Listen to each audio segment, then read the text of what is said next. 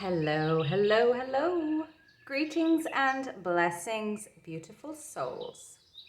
This is Alicia. I am Barney Matahari, and I am bringing you another pick a card reading today.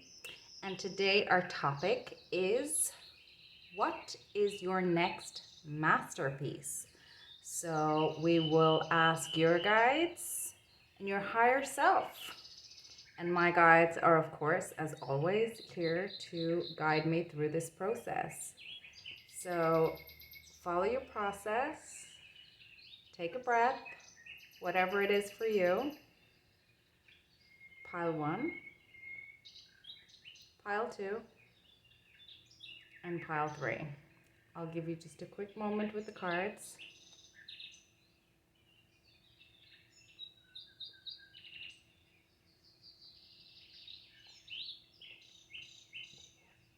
Pause the video if you would like. Thank you for stopping by. Welcome if you're new. And I am going to get started with pile 1. And thank you if you're a returning visitor. So pile 1, I'm going to pop your 1 up here. And we will get started with your nakshatra card. Rohini. Beautiful, the star of ascent. I want to put this in the middle. Your sacred geometry activation card is alchemy. Stunning. Card number 8. 4, 8.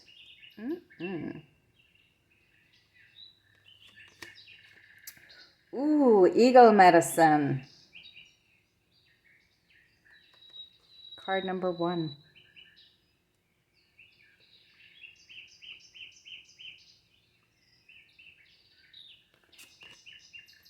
You have spiral coil from the vibrational energy oracle. And from the hedge witch oracle, you have got cattail. Build. This is the oracle card here. So beautiful. So pile number 1. Pile number 1, you have card number 1. But I'm going to start with the Rohini energy as the central energy for your pile today.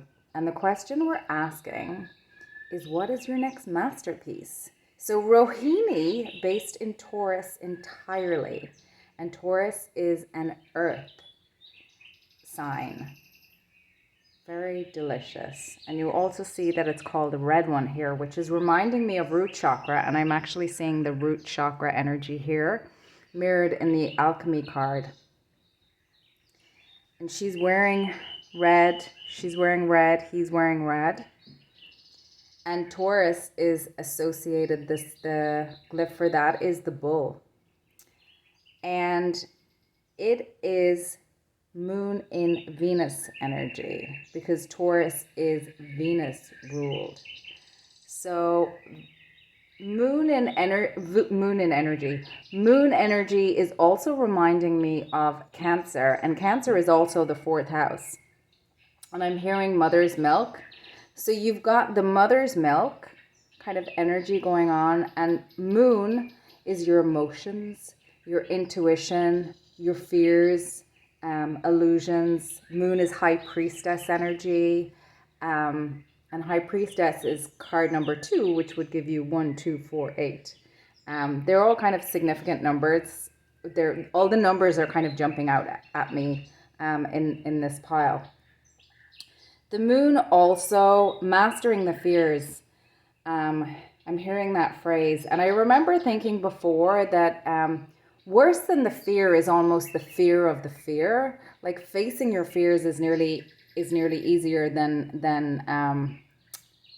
the fear itself. Once you come face to face with the fear, how do you drive away the fears? You shine the light of awareness on it. How do you drive out the darkness? You shine the light of awareness on it. And fears also remind me of demonic energy. And what I mean by demonic energy is literally moving away from the light being divine energy. So getting in harmony with divine energy for me is very much facing your fears. And of course, that's shadow work, which we talk about in the 8th house. And the 8th house is ruled by Pluto now, but it also was before they discovered Pluto. Before they discovered Pluto, it was associated with Mars, which again is the Mars energy, the red, and that's also fire energy. So you've got fire and earth are two big themes here for me, as well as the water for the moon energy. And the water is the emotions, the waters is the depths, and then that's really mirrored here. So with what I'm getting from this specifically for you, which makes sense because Venus is the arts, Venus is your values, Venus is community, Venus will tend to others often before they tend to themselves. I think it was Claire Nocte describing Venus energy can be outwardly serene but inwardly corrosive.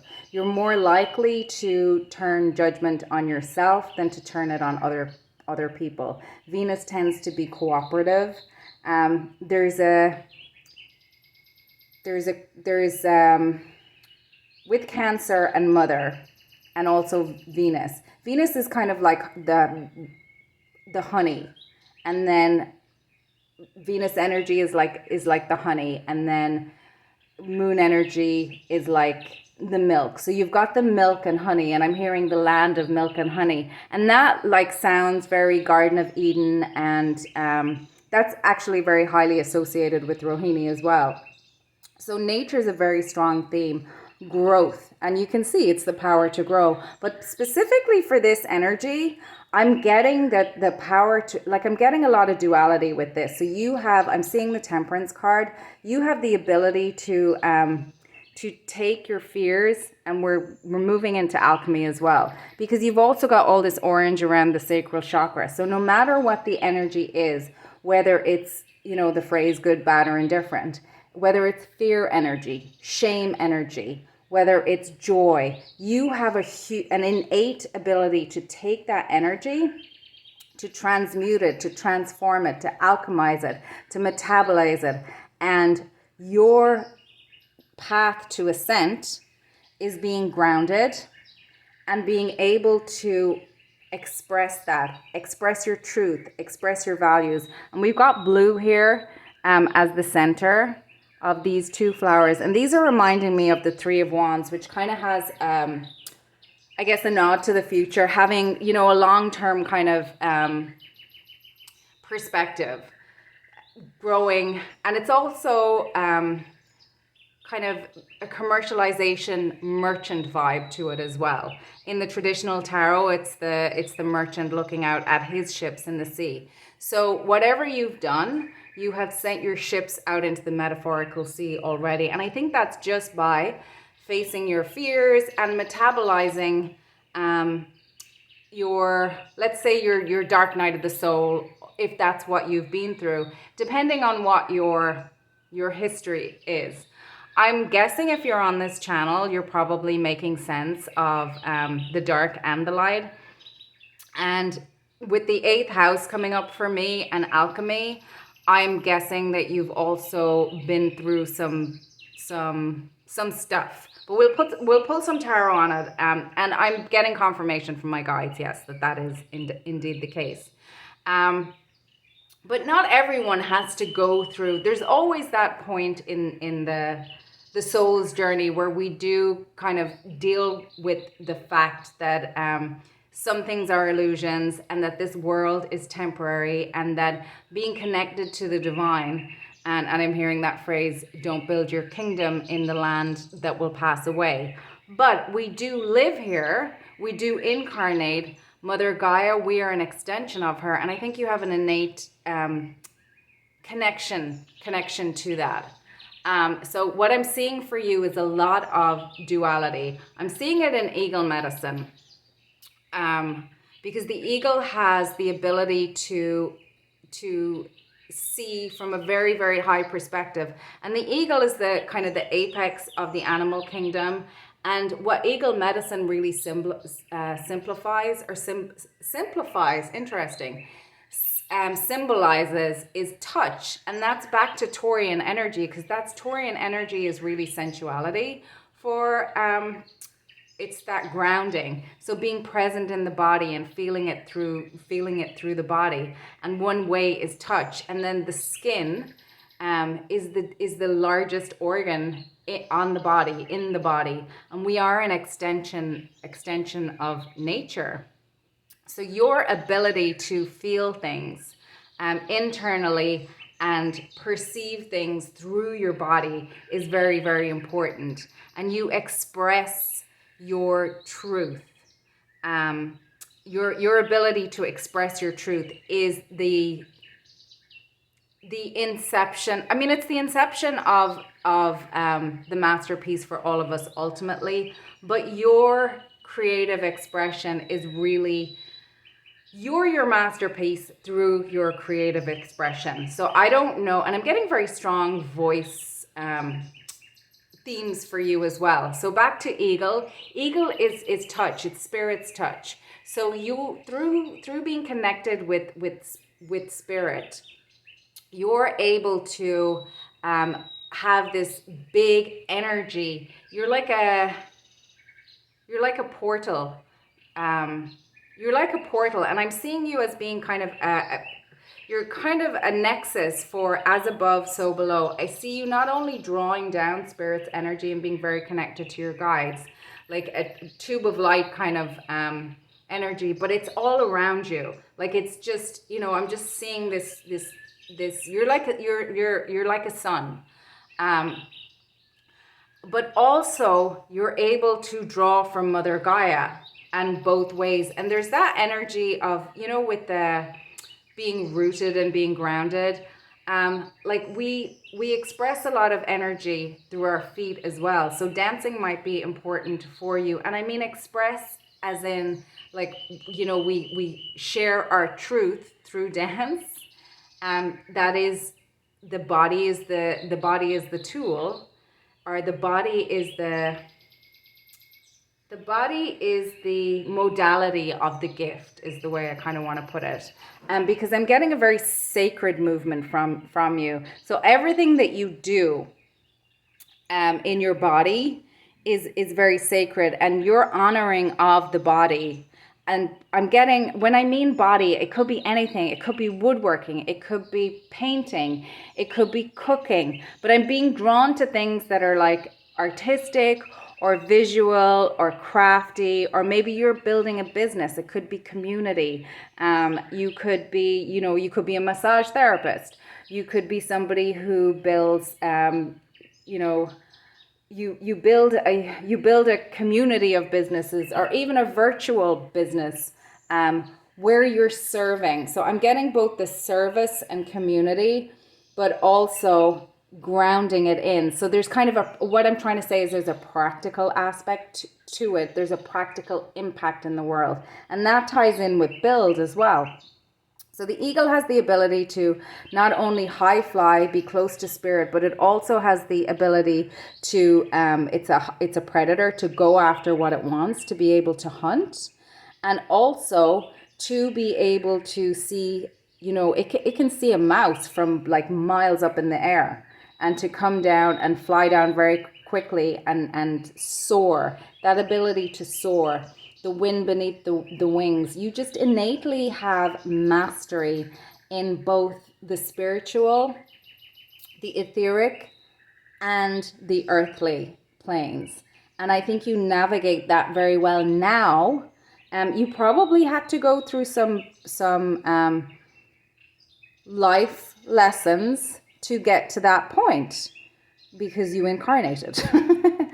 The symbol also of Rohini is you have the two bulls pulling the chariot, and it's reminding me of chariot card is number 7.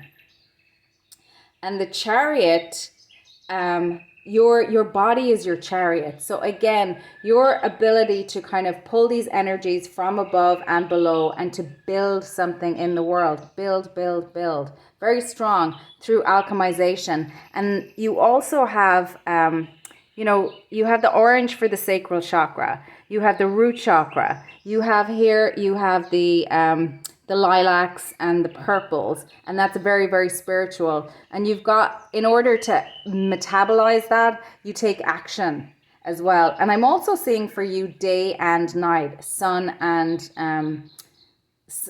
almost like moon is like you're the sun, but by moonlight you reflect others back to them. But I'm also seeing flowers that flowers that blossom in the night. I'm getting a lot of floral imagery for you, and it makes sense because I'm getting Empress energy for you with Rohini, which makes sense as well. We've got fertility, creation, and the Empress is typically depicted as a lady with child in traditional tarot and in many tarot decks, and that makes sense. So your next masterpiece is a labor of love.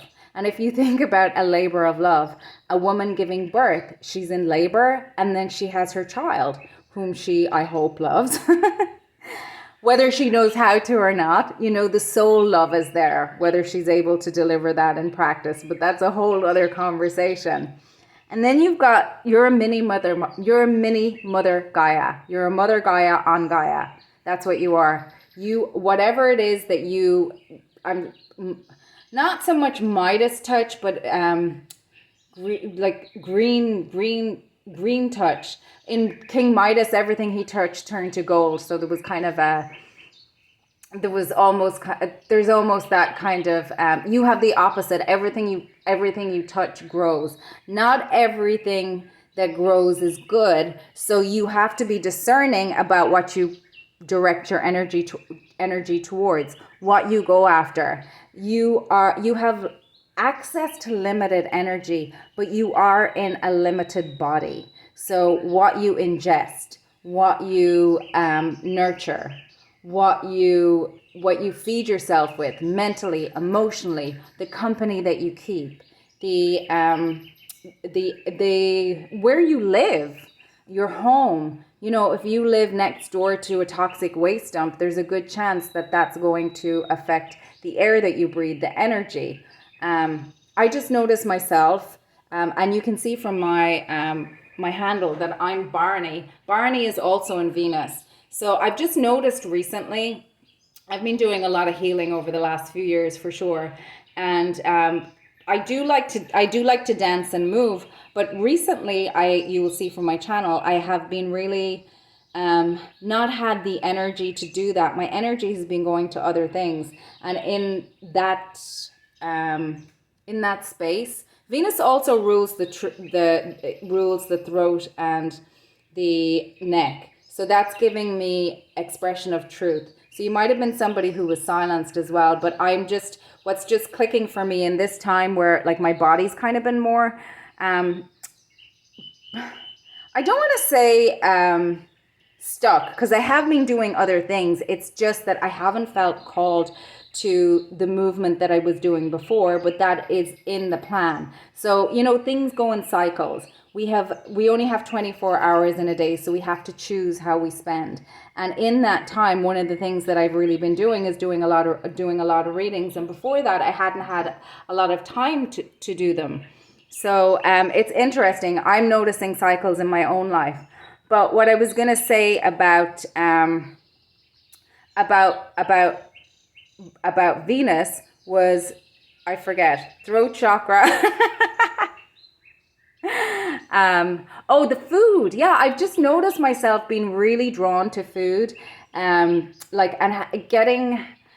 I say being drawn to food, but really in the last probably couple of months, like I've always been a pretty good eater and I've always cared about what I've eaten, but really I've gotten a lot more naturally drawn to kind of what I call kind of a Mediterranean kind of food, I guess, salads, and where I am, it's warm as well. It's tropical, and fish, like lighter foods, and I'm not so inclined to want to eat things with gluten in it or heavier stuff, or I had made some. I've been making some kind of things with pulses, and I've been getting more creative in the kitchen and just kind of having fun. And a lot of it's been more natural. And what I mean by natural is like, cooking from scratch, but also simplified. And remember, I mentioned simple before again, so maybe more pared back. Like I'm using less.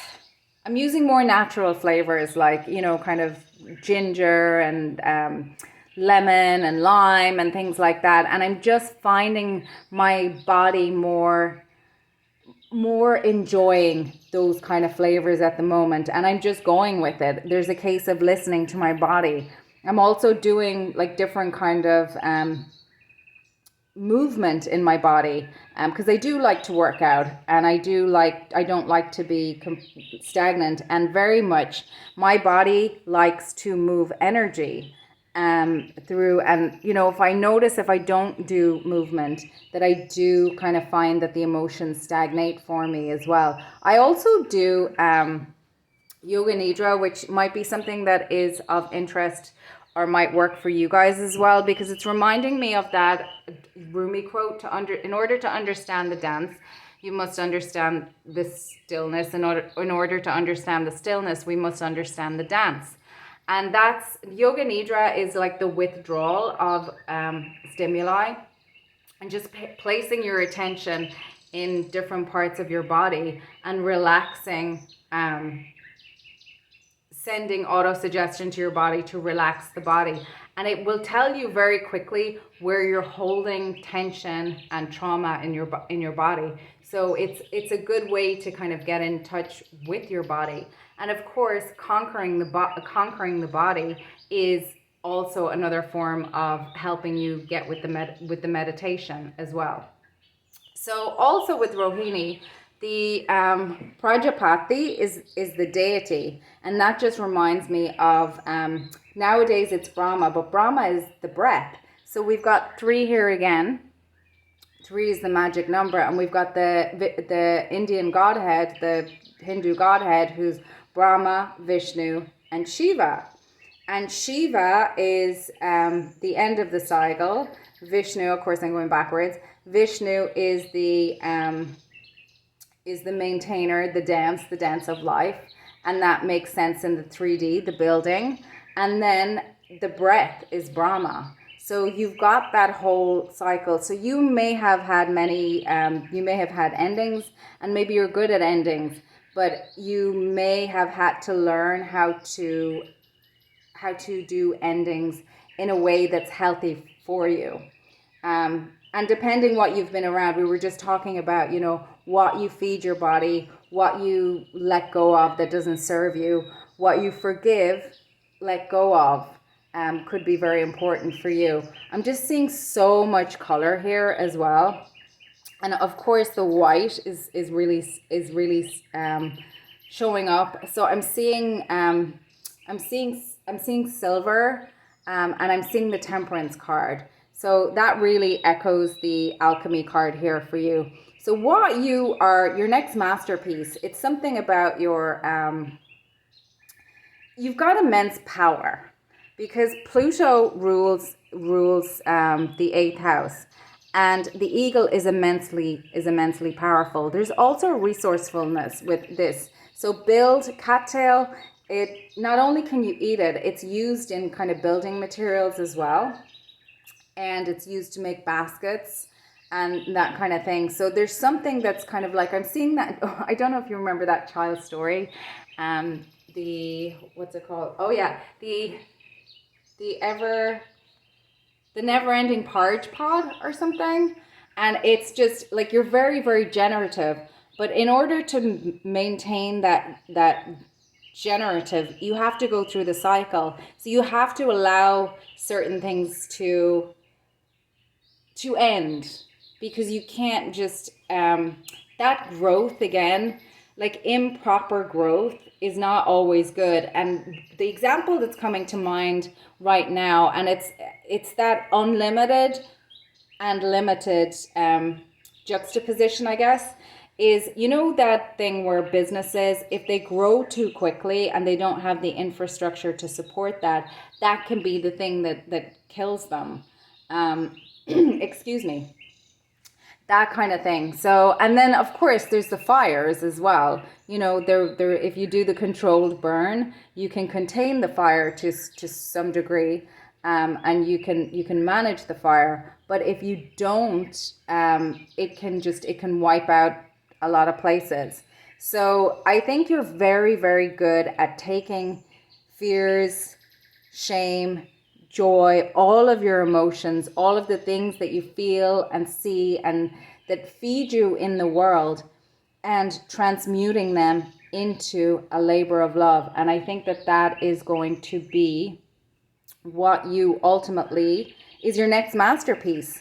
And it's really going to start with you. I'm getting Tate McRae vibes from you. And what I mean by that is your labor of love is a divine offering. And she was a dancer. And she just kind of started writing music and putting it on YouTube. And look at her now. Now she is like one of the biggest, you know, pop stars of her kind of peer group. And she's killing it out there. But it was a labor of love. And it was just like, you know, people are rewarded in public for what they spent their time doing in private. And she was doing it as just, it kind of was an organic thing with her, it seems like. I don't know that she had the idea that she wanted to be,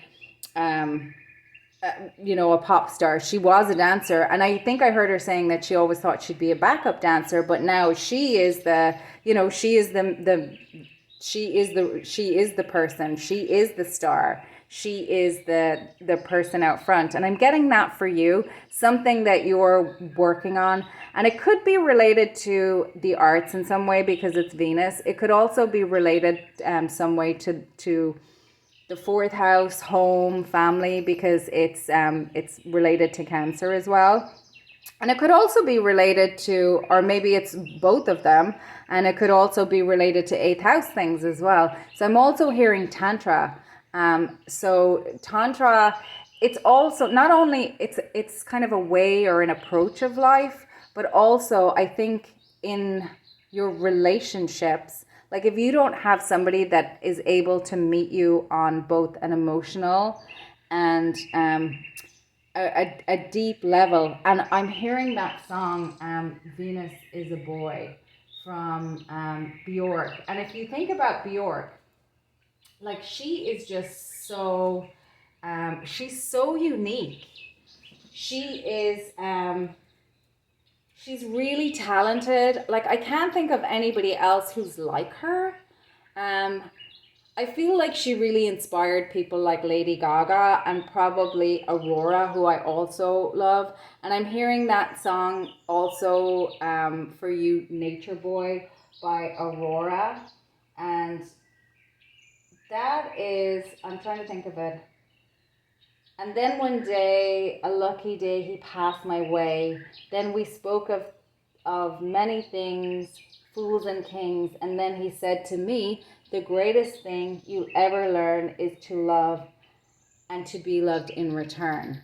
So Nature Boy, it's interesting that I'm getting Nature Boy because Venus is often associated with, you know, it's a feminine energy, but we both have masculine and feminine energies within us. And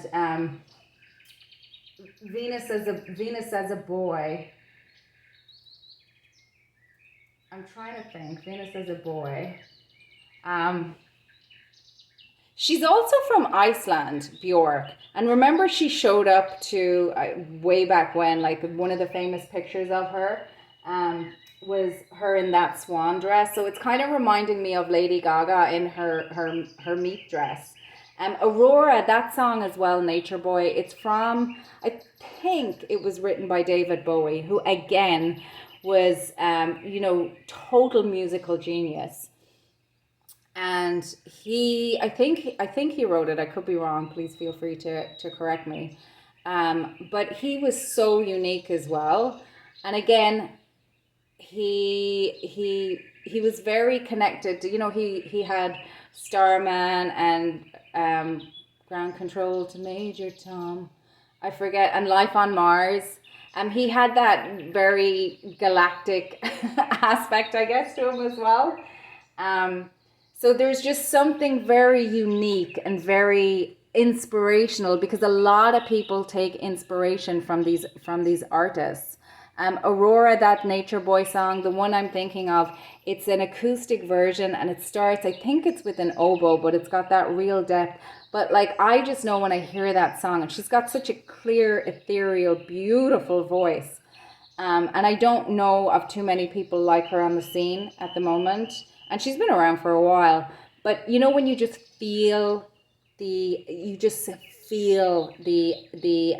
music in your body, whatever it is that your next masterpiece is, it's coming up through you organically. If you don't know what it is yet, your soul has it down, your higher self knows what's going on. Just keep following your intuition, keep following your truth, keep I want to say purifying. Back to my yoga, Shivananda, we have the love, give, serve, purify, meditate, realize. So love, give, purify. So I think you're very, and these are not, they're kind of the steps, but it's also a cycle. You kind of do them all. You don't finish one step and then go on to the next, but you do them kind of simultaneously. And then you build up that, and then you become that radiant energy that it is that you are on this planet. Venus as a boy. He believes in beauty. He's Venus as a boy. He believes in beauty and gentle. He's exploring the taste of her. Arousal so accurate. He sets off the beauty in her. He's Venus as a boy. All across your lips. And then until she's got so much going on in terms of not only like her lyrics, but the sounds that she has, how she puts the arrangements together. I know she hasn't been on the scene for quite a while that I'm aware of, but she not only does she have that, she has even how she's Icelandic, so she has an accent as well. There's an exoticism to her, and I feel like for a lot of people there's an exoticism to you, and for other people. I'm also getting fight. I'm also getting voice for you. So you may have been silenced at one stage, and that's very common, especially for people that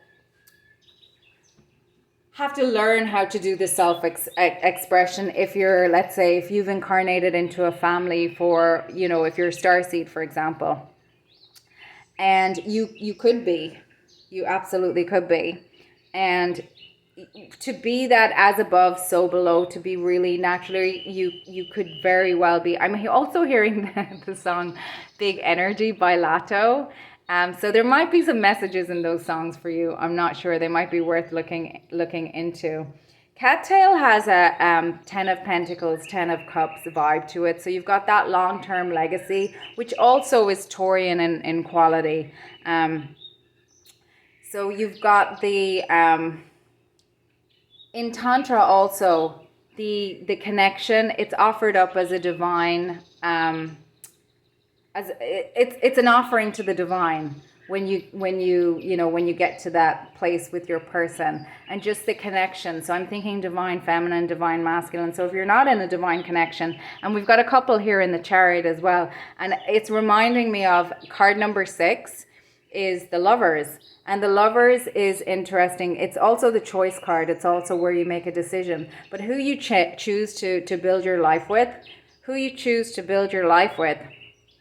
will definitely impact how what kind of life you have, and what you're able to build inside of that. And you know, I'm going to pull some tarot for you now, pile number one, because first up, this is the Muse deck. I felt very called to use the Muse deck because of Rohini and all this juicy divine feminine stuff that I'm feeling for you, whether you're male or female. And of course that's echoed by Venus is a boy and nature boy. So like either way, water is very important for you. We've got the 3 echoed here again, the 3 echoed here. And Cattail also has a nod to the 3 of Wands in terms of like, it's got that ships coming in vibe to it. So whatever it is that you've been building, it's happening behind the scenes. If it hasn't already blossomed, it is going to, so long as you keep doing what you're doing, is what I'm hearing. You've got the Strength card here. That's reminding me, and of course she's in red too, the red one. And this is the Sun because it's Leo energy. And she is the green, I'm noticing. She's surrounded by the green. And we've got, of course, the pyramid here, which in the Merkaba is a nod to the divine masculine. So you've got, again, the duality of the divine feminine and the divine masculine. And Durga, she's holding this Muse, the Strength card. She's holding an infinity symbol in her hand. And then there's, it's kind of looks like it's connecting to the lion as well. So you have just this beautiful, powerful, sacred energy. And Durga, she rides a lion or a tiger because she is she was created from the three godheads, Brahma, Vishnu, and Shiva. And she rides the lion to symbolize overcoming attachments. And we've now got the Justice card. Beautiful. And we've got more pyramids here. We've got more sacred geometry here. And it's like, again, see how the masks are the head is opening. It's like you are your next masterpiece. The next version of you, whatever it is that you build, is the masterpiece. But it's an expression of you. It's coming up through you, through your body. So amazing. And you've got your guides, you've got your higher self, you've got spirit like walking with you. It's so gorgeous. You've got the 10 of Voices, which is the 10 of Swords. So we talked about perhaps having some I love this 10 of Swords card. It is so gorgeous. I'm seeing V for victory. I'm also seeing the divine feminine, which would be the kind of the opposite to the divine masculine. So you've got the inverse of the period for the divine feminine. But look how it's just piercing through her body.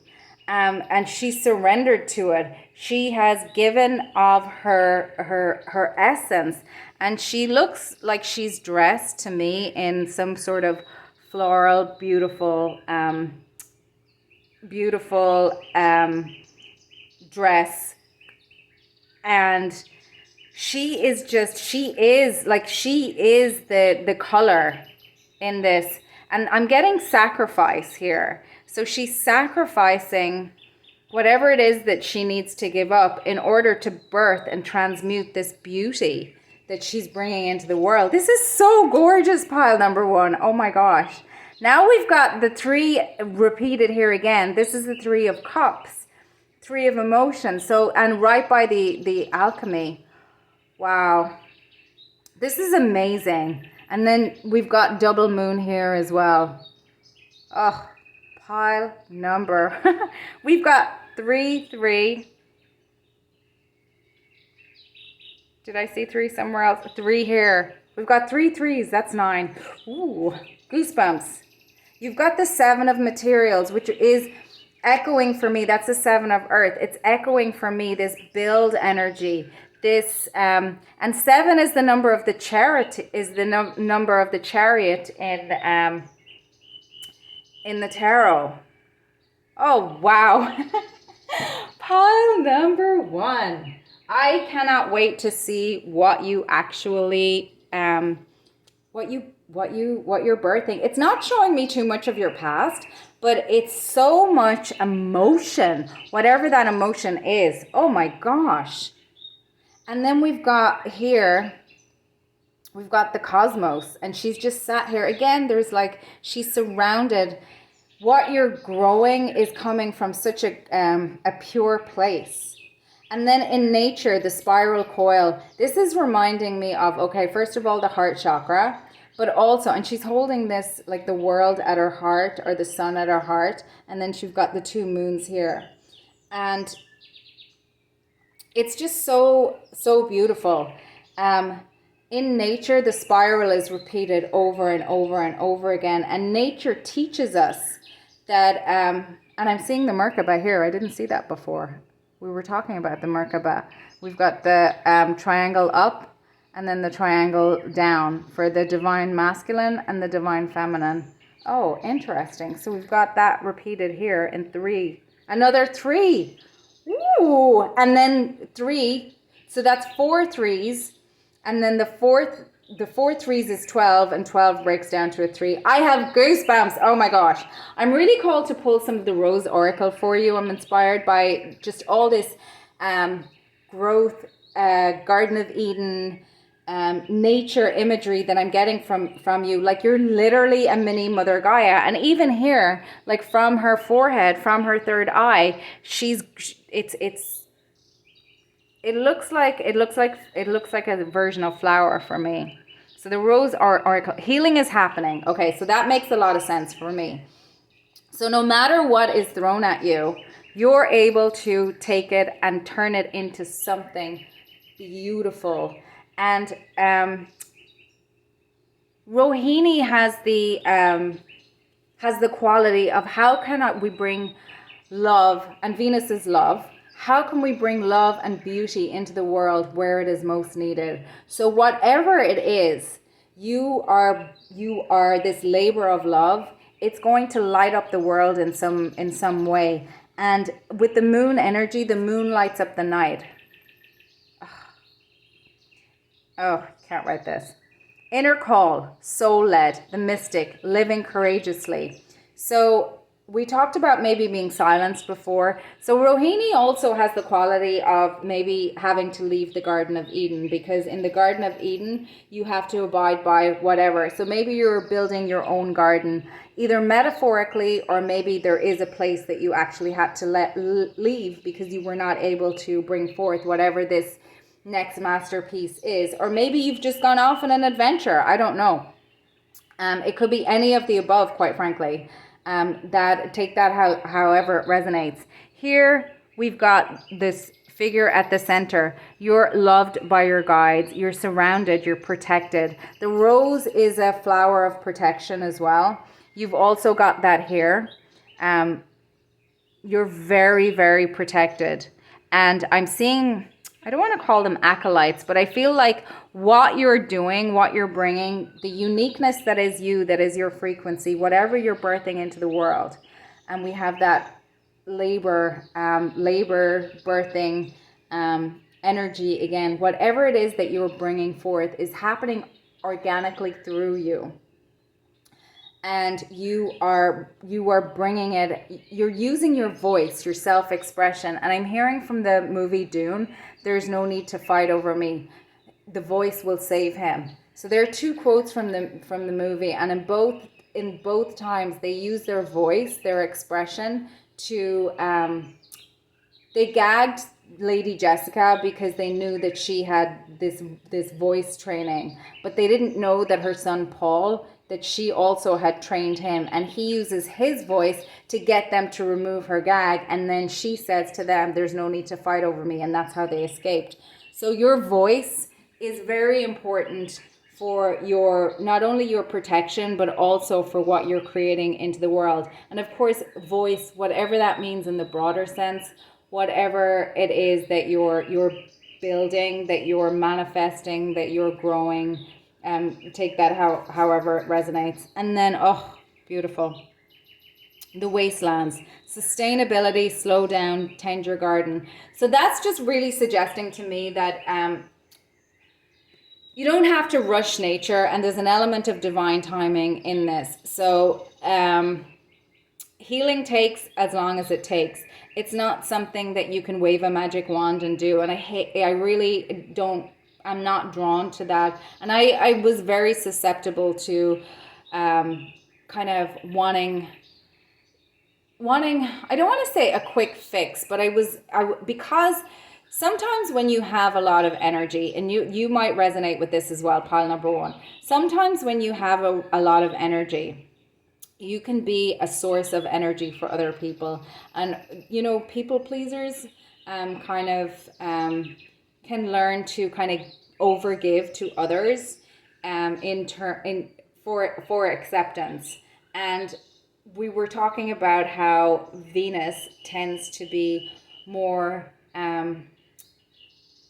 inwardly corrosive than they would be negative towards somebody else. They would build somebody else up before they would build themselves up, until they have the discernment to be the queen, heal their own heart, heal their own. If they're not taught that in their formative years, it's something that they have to learn a bit later. So very often, and it's reminding me of Jesus in the desert and being tempted on the mount as well. You're able to surrender to your higher self, to your inner child. If you're not feeling that you have the power and the strength in that yet, you do. And you're learning how to work with that to bring forth whatever this is, your next masterpiece. You could be on your 4th, 5th, 6th masterpiece. You may not perceive it as that, but your first and foremost masterpiece is you. It's that inner strength that you have cultivated by potentially being the life source, being the sun for other people. You're now healing yourself. And there's no need to rush. You're doing this for you. You're doing it for the love of it. You're doing it for the process of it. Back to Tate McRae. she thought she was going to be a backup dancer. She didn't think she was going to be the one up the front with the mic. But I mean, girl, she's killing it. And it just, there's no denying the truth. And we're back to truth again and self-expression. So I'm very excited to see what comes forth, or what you're working on. And this is just confirmation, 100%, that you are absolutely protected, guided, blessed. Your intuition is very, very strong. I don't see a lot of air here on the board except for the 10 of Swords, which I believe that you've really mastered. Keep going. Justice. Your ships are coming in. Your if there were unbalanced scales, if you had people around you that, were not supporting you, were not letting you have your voice, were not listening to you, then keep going, because that is it's coming. It's already in the ethers. It's your higher self has got it. And I am going to leave it there, pile number one. Namaste. Thank you so much for stopping by. If you're a newbie, it's nice to meet you, and I hope to see you again. If you're a returning person or a subscriber, thank you so much, and I hope to see you too again. And have a beautiful rest of your day. Have a beautiful rest of your day. Take care, pile number one.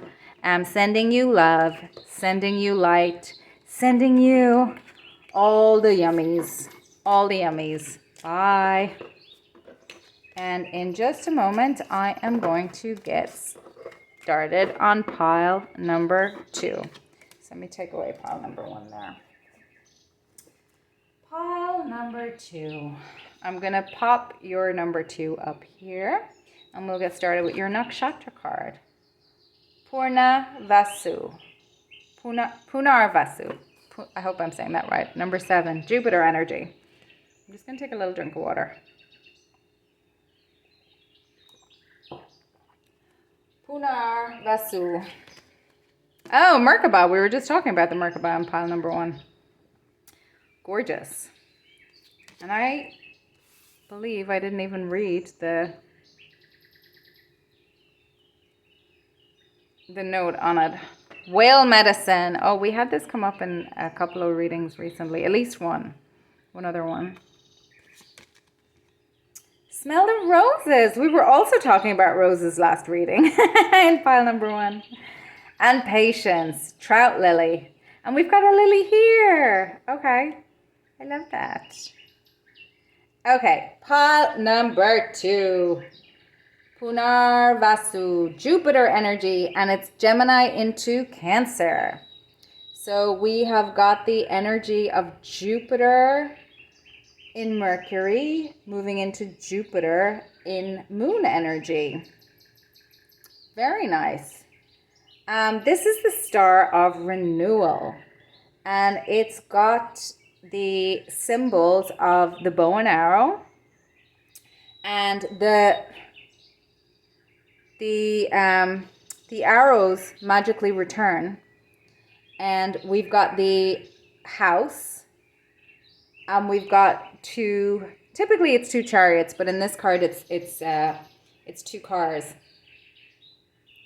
And the deity is Aditi, and Aditi, I hope I'm saying that right, is the great goddess of the universe, and she is said to have created her own father. So this is the star of renewal, but it's Shakti power is the power to gain abundance. So, what is your next masterpiece? Let's get into it. Let's keep going. So, you have the power of renewal. You have the power to, I'm getting, the word I'm hearing is regenerative. And Punar Vasu, so that's the 7th house. That is, I believe that's Libra. Yes. Anyway, sorry. So let's get into Merkaba and Whale. Merkaba, I'm noticing actually, whale medicine. You know what I'm noticing here? I just got distracted. So 7 is the number. This came up in pile 1 too. So maybe there's a connection with pile number 1. You've got the 2 chariots. But the chariot card is number 7 in the tarot deck. So that's just jumping out to me. And I'm noticing that Merkaba's card number 32 and Whale is card number 41. And they both come up to 5, which makes sense. For regeneration, there would be change. That's giving me the idea of cycles, and also the idea of growth and to change, I guess. In order to go from one state to another, that's kind of a state of change. This nakshatra is also kind of associated with second chances and do-overs, which makes sense, being renewal or regenerative energy. And I'm also getting the idea of kind of like whales for me are highly galactic beings. Whales are very intuitive, and they have their own language, but their language is specific to their own pods, I guess you want to call them. I don't know what the collective term is for a family of whale, but whales are said to be libraries of Mother Earth. And I was watching a documentary, which I haven't finished watching, but there's some place in some part of the desert in Egypt where they are finding massive amounts of whale fossils. Like, whales have been on the earth so much longer than humans. Timeline wise, like we're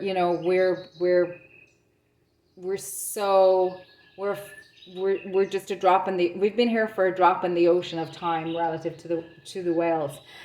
So before that part of Egypt was was desert, there was also a lot more of the earth was covered in water. But they're now saying that they're finding they're finding huge amounts of whale skeletons there, but they're also finding the potential that whales at one stage maybe were land animals. So I'm curious to kind of see what comes out about that. I haven't really watched the documentary in full, so I'm definitely curious. I'm also getting with whales a rhythm, because I really feel like the whales have a special purpose on the earth, like with their song and their movement. Look at the size of them. They're very intelligent. They've been here so much longer than humans. To me, they're like, we have them as doing tricks for us in aquariums around the world. And for me, that's just kind of what are we thinking? They're so much more intelligent than us, and there is that whole thing. And I know I mentioned this in another reading, so I'm kind of on a bit of a rant about this. But you know, where they have been attacking some trainers and stuff. But you know, we've caged them and put them into solitary confinement, and we've said, well, because they've got some prison mates that we're nice to them in some way. So make that make sense. The math ain't mathin'. They're also very social. They play. They've got a higher mind, in my opinion. And they're huge observers, which makes sense if they are swimming libraries, basically recording humanity. We just don't have the wisdom to communicate with them in the way that would serve not only them but serve us. Like, I think we should be having more reverence to them than we do, but we have not learned that as a society yet, and I hope that we do. Merkaba, again, we have divine masculine represented by the upper right triangle, and divine feminine represented by the downward triangle. We've got a lot of blue at the center, blue for the feminine, which is interesting. Blue is reminding me of throat chakra, which makes sense because Venus rules the throat and the neck. So truth is, I guess, it's not doing. You act from a place of truth if you're in harmony with the divine, but it's not necessarily action. And then we've got, in the masculine, we've got the yellow for the solar plexus, and we've got surrounded by green. We've got three triangles, I guess, 3 pyramids. So we've got the Merkaba, and then sitting on top, we've got like the what do I want to say? We've got like the pyramid. So I'm seeing 1, 2, 3. I'm also seeing 1, 2, 3.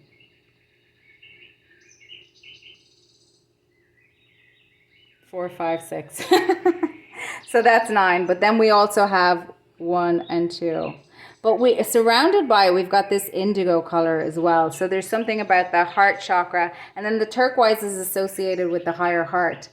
The frequency of Merkaba supports our ability to use our consciousness to transverse into other layers of reality and dimensions. It activates our access to our Akashic inheritance as well, merging the totality of our experiences into our present and serve our highest purposes.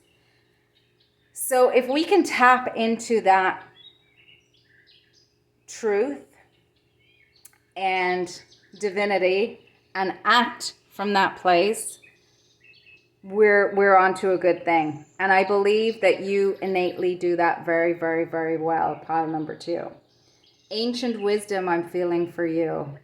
Merkaba actually means, it's interesting because Merkaba, it actually loosely translated, it means chariot, which we have echoed here with the number 7.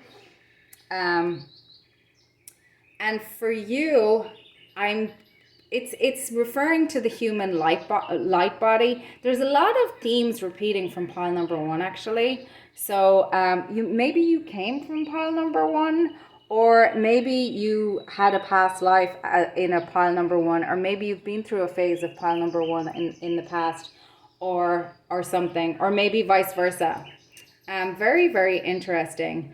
I'm hearing Molly McCord. She's a brilliant astrologer that I love on YouTube.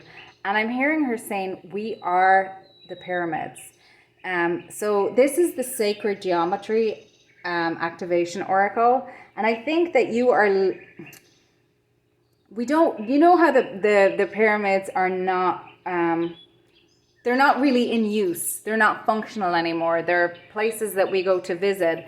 We do, I believe, I haven't been to the pyramids yet, but I have been to, not the ones in Egypt anyway, but I've been to some of the ones in Mexico and some of the ones in Central America.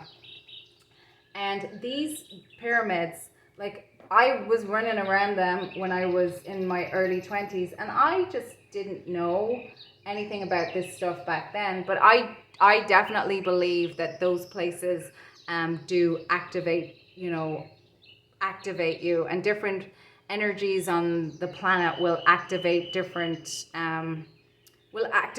people in different ways. I'll just kind of leave it there. So I think that you are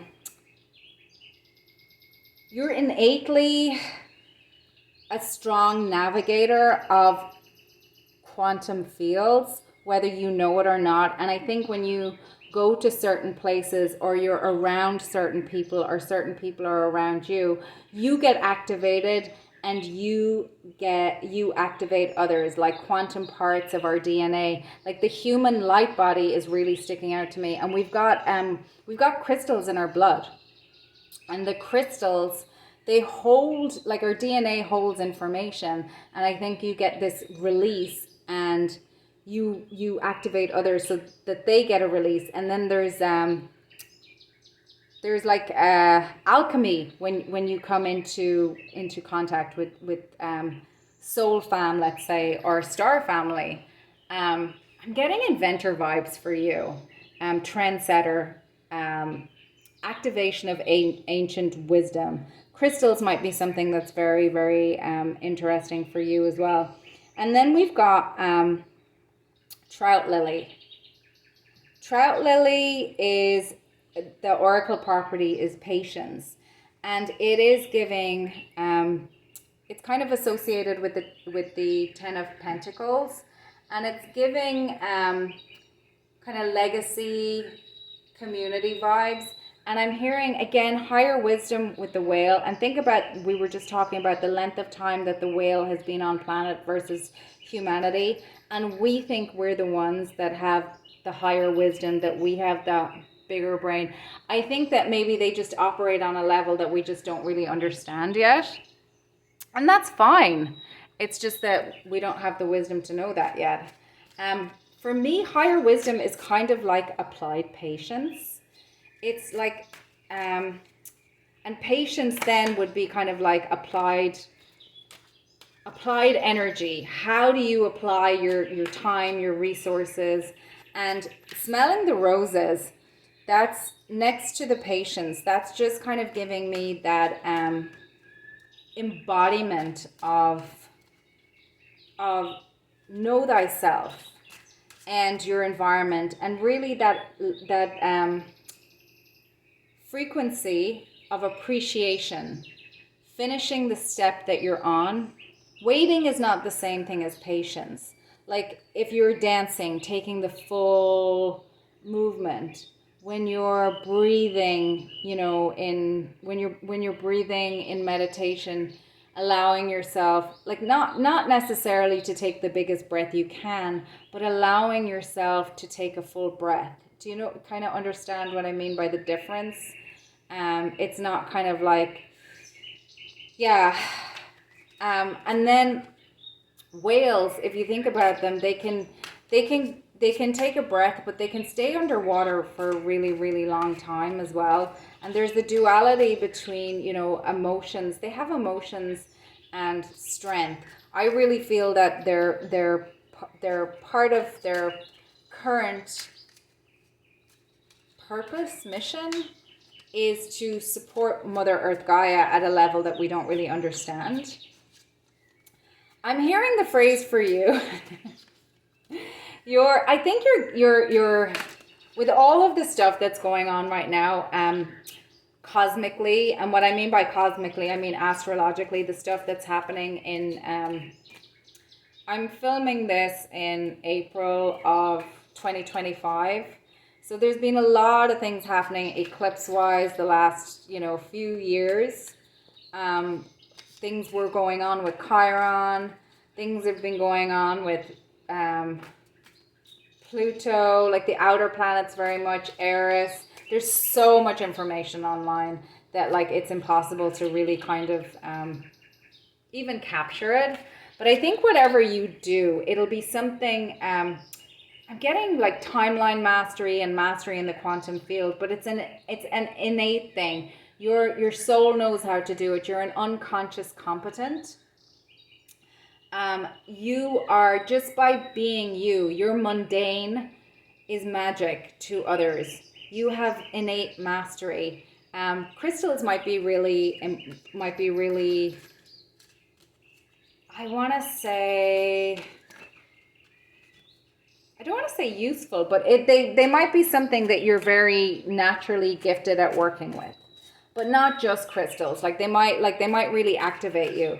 I know that you can go to.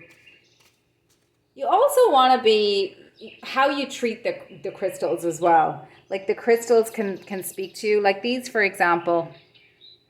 These ones, they're from Egypt. They're like these are very powerful crystals. If you know, you know. But they're not personal crystals. They're planetary crystals. I feel like that, back to we are the pyramids now. Like, I feel like you are, you were kind of a central pyramid for other satellite pyramids, if that makes sense. I'm hearing cosmic activationer. Frontier person. Like I said, inventor vibes. I'll give you an example. The example that's coming to mind. So we were talking about Gemini into Cancer. So Gemini rules over, its natural home is it's an air sign. Its natural home is the third house, and the third house is the house of communication. And then we had the blue here for truth as well. So an example that I'm thinking of is Joe Rogan.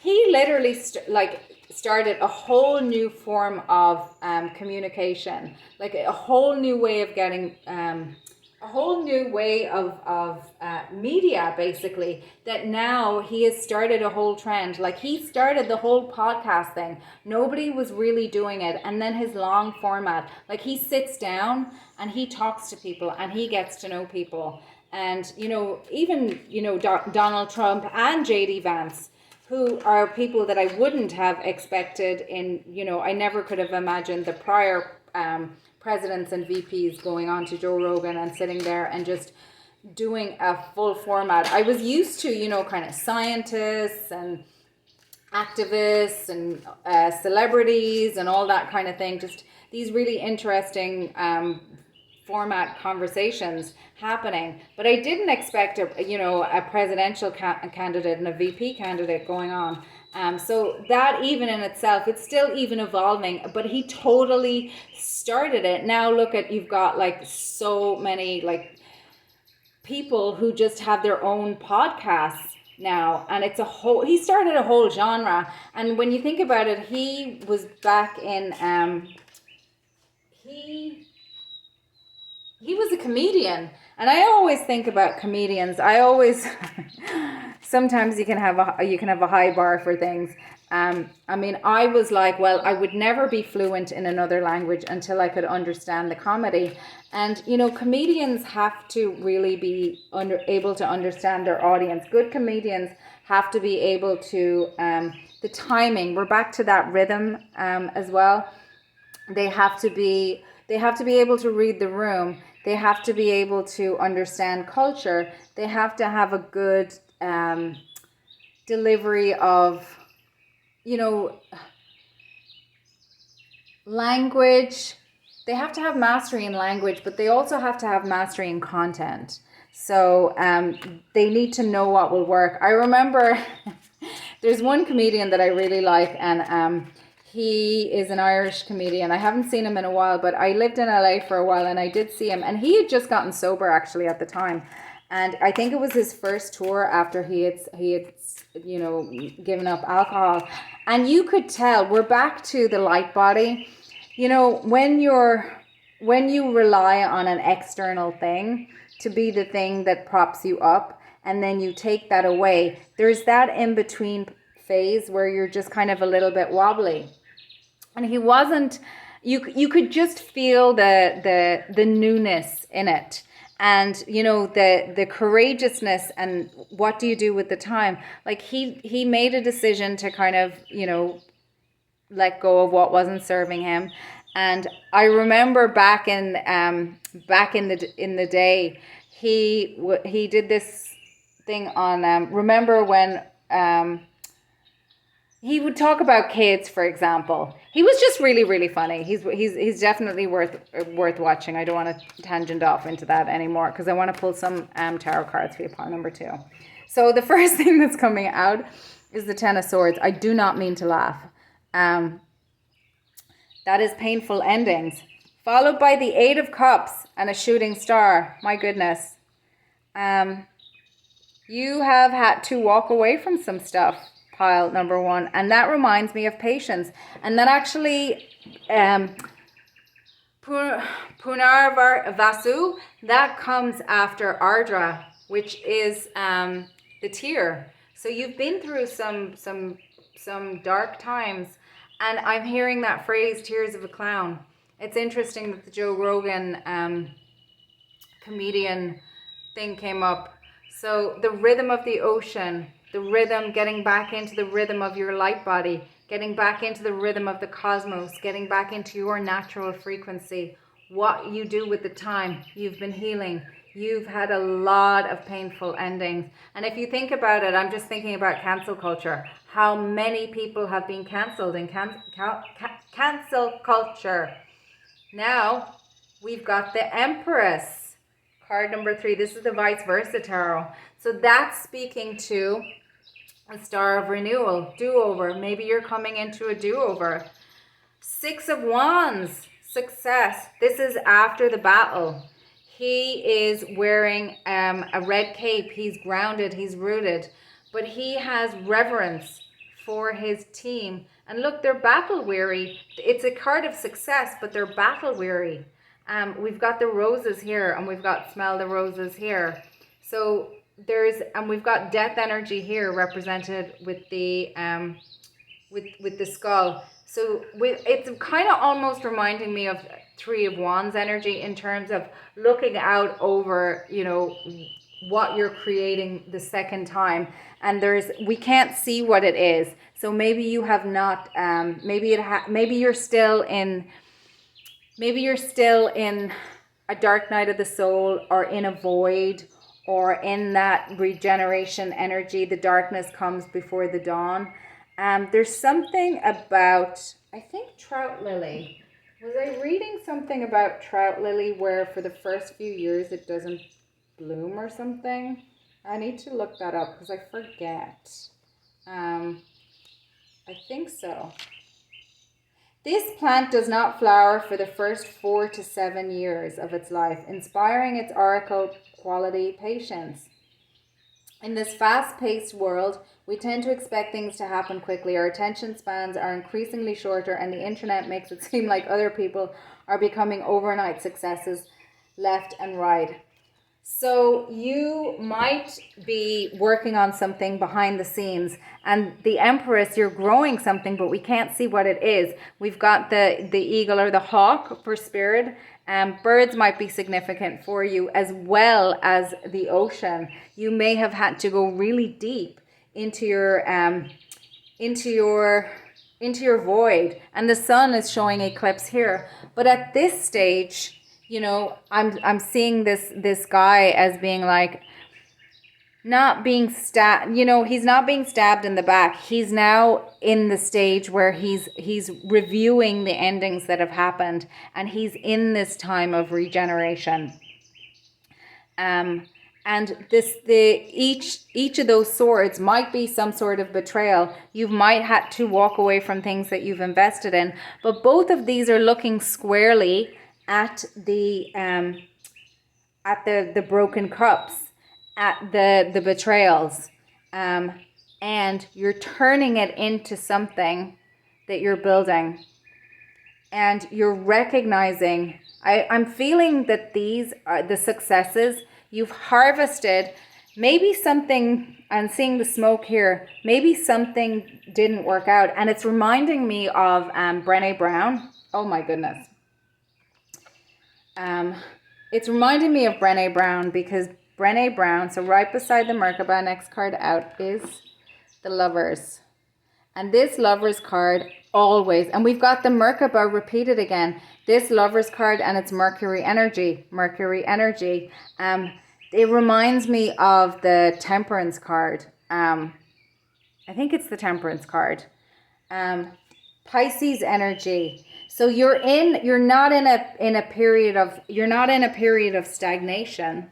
You're in a period of patience. It's what you're doing with the time. You're in the quantum fields, doing the most.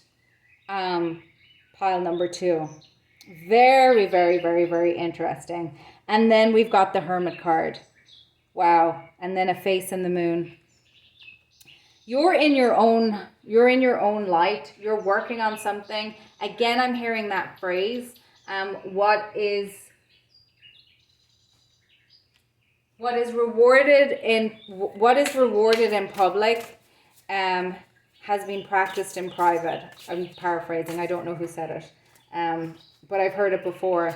So I feel like you're connecting very strongly with, you know how to build. I was going to say that thing about Brené Brown. I remember seeing an interview with her once, and she was saying that she met this venture capitalist, and this venture capitalist, angel investor, had said to her that he would never lend to somebody who hadn't lost $1 million. And she was like, how can you afford to lend to somebody, or to invest in somebody, not lend, but invest in somebody who has lost $1 million? And he goes, I can't afford not to. If they cannot recover from losing $1 million, I don't want to invest in them. So it's not about it's not about falling down. It's how you get back up again. What you choose to do with the resources. How you choose, like, where you've got the gold and the silver here. Reminding me again of the temperance card. It's the Lovers card. It's about choices.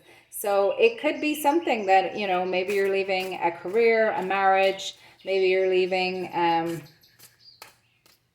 something didn't work out, but in that time you're learning how to smell the roses and how to transition into another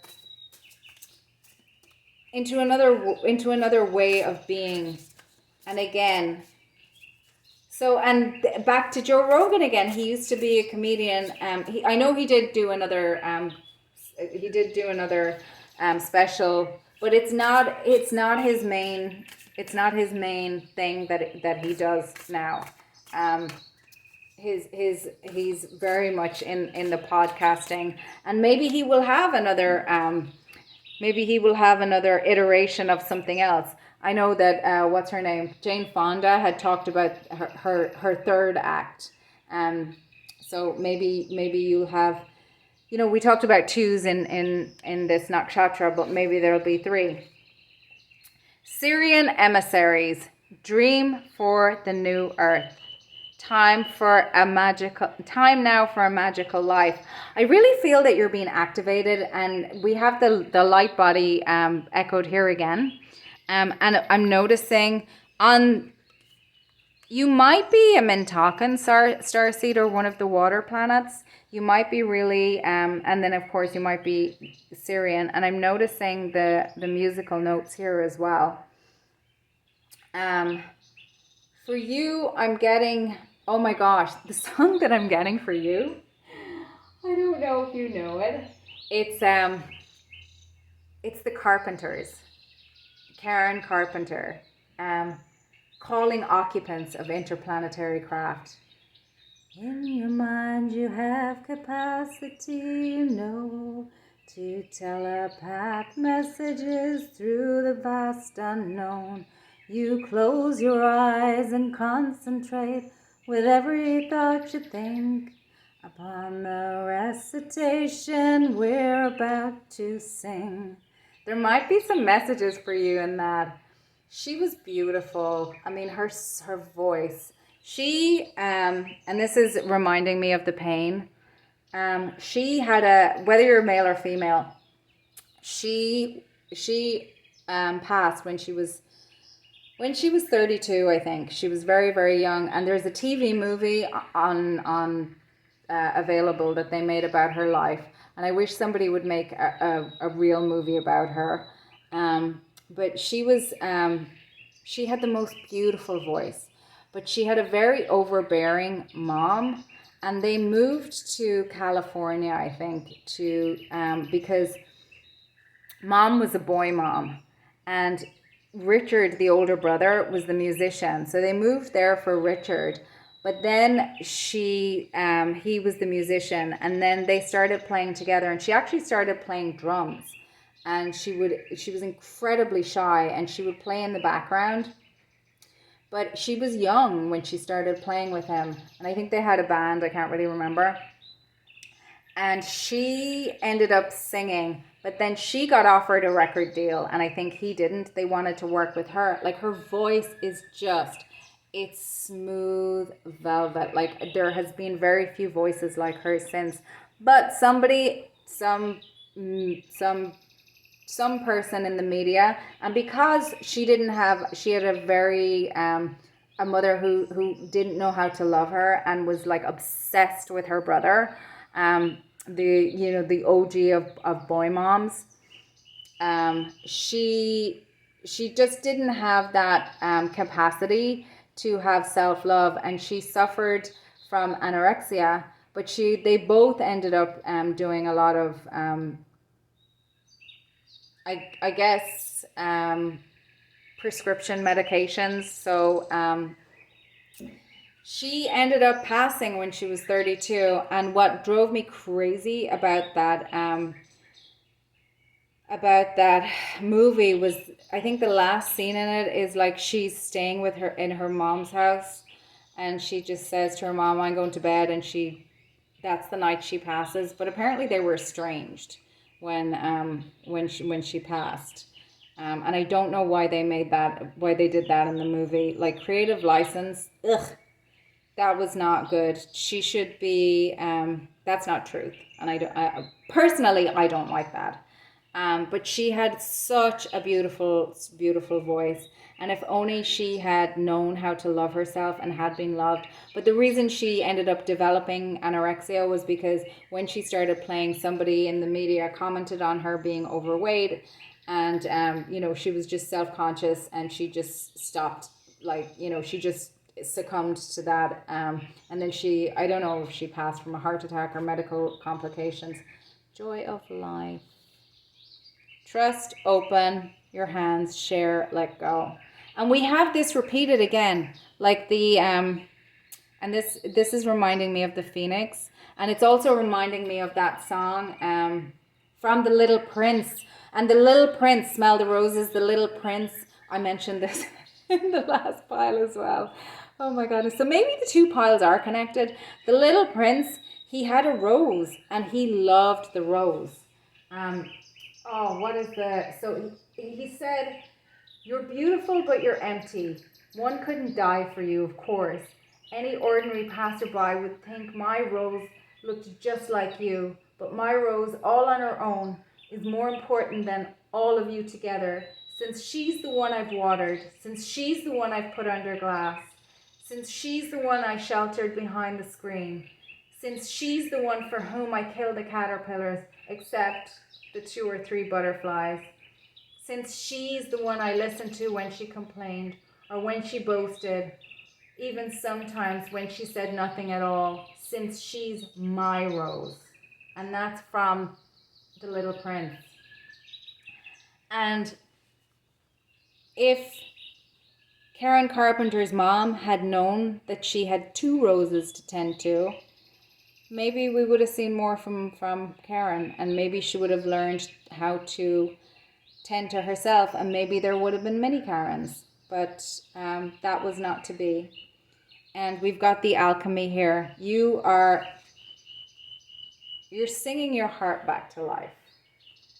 And it's also reminding me of that song from The Little Prince. They made a remake of The Little Prince.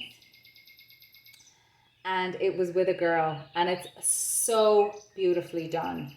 The soundtrack is absolutely gorgeous. And there's a song from it called Turnaround. And it's, how can you be so shy? Hiding below the stars, under your neon light. Hi. Don't say hello, say hi. Hi to a higher sky. Hi to a higher ground. Loud, why don't you sing out loud the words you keep inside? So you have something that you are going to share. Whatever song is within you, I'm getting harmonics. I'm getting goosebumps. I'm getting harmonics. I'm getting tuning forks. I'm getting... We are a symphony. I used to hear this. We are a symphony. Your guides, Christ consciousness, that energy is with you in the void. And I'm hearing that song by Jessie Reyes as well, Love in the Dark. It might have some messages for you too. You are so loved. You are so supported. Your light is just so incredibly beautiful. Stepping stones. Take the next step. Let go of the old paradigm. So you might still be in the void. You might be still letting go. You might. I remember. I love her. Oh goodness. Restore. Look at this. Time out for you, nature. Shamanic signs. Oh. Dragon medicine might be something that's really, might be really calling to you as well. The Never-Ending Story, I'm seeing that movie for you. Getting in touch with your inner child. But I remembered this one thing stuck with me before. I love the Chaos Witch, Jess Puckett, and I remember her saying back in the day that like one of the things that really helped her, and it always struck me, was when you were having trouble forgiving, like pray for the ability to forgive, because, and I heard, what's her name, she Cronecast at the Rising Moon as well. She is always about and Jess talks about forgiveness a lot as well, and acceptance, and forgiveness is not the same as reconciliation. So you can forgive somebody and not have them in your life anymore. And I don't know how this applies to you, or why this is coming up, but it's in relation to healing, I guess. What I think her name is, I forget what her name is, but Cronecast in the Rising Moon as well. She also has she also reads for a lot of people who have gone through dark nights of the soul and have had to be in the void and have ego deaths, which I guess is pretty much everyone on the spiritual path, let's be honest. And she would always say that forgiveness, once you do the healing, and the healing is a process, light body again, purifying, like just giving to yourself, reflection, the moon, reflection, just being kind to yourself. And that is dealing with the truth of what has happened and how you have been to people and how people have been to you. The truth of the decisions that you have made, taking responsibility and accountability for trusting the wrong people, for taking advantage of people, whatever it is that's in your story, taking responsibility for that and giving yourself the ability to have a new start. Hanged Man energy, taking a different perspective, letting go of the past, forgiveness. And when forgiveness comes easy, when we have healed. So take the next step, let go of the old paradigm. So you may have suffered, you may have suffered, Freudian slip there, you may have experienced, and we all suffer. And I heard this thing once before that I really liked as well, like that pain is inevitable, but suffering is optional. So again, that's back to patience. How do you interact with the energy of, of having to leave something that emotionally matters to you? You still have to process your emotions. And this is really speaking to me about, going down into the depths. And I'm seeing a lot of like nighttime here. So that's really, and the eclipse, the sun might have been blocked out for a while. But whether it's come through already, and of course the phoenix, the rising through the ashes and the renewal, if you're not already, this is reminding me of the four of swords, which is synonymous with healing, in the Light Seers Tarot, where they're in the little nest. Your dragon energy is around you. So you might have dragon energy in your chart, but you also, you're connected to the dragon realm. So that might be something to look into. And that's saying that, I want to pull one of these for Love of Dragon cards for you as well because of that. You're very, I'm seeing remote viewing and sacred geometry for you, and alchemy.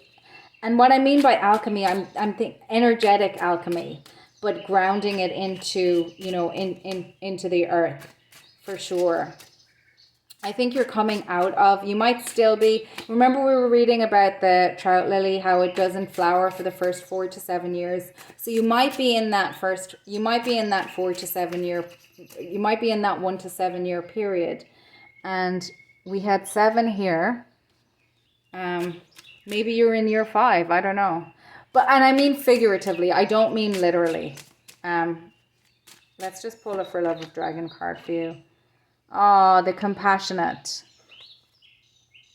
So be compassionate with yourself is what I'm hearing. You've got a lot of support around you. You've got a lot of good things coming. You may be, I'm seeing a lot of, kind of,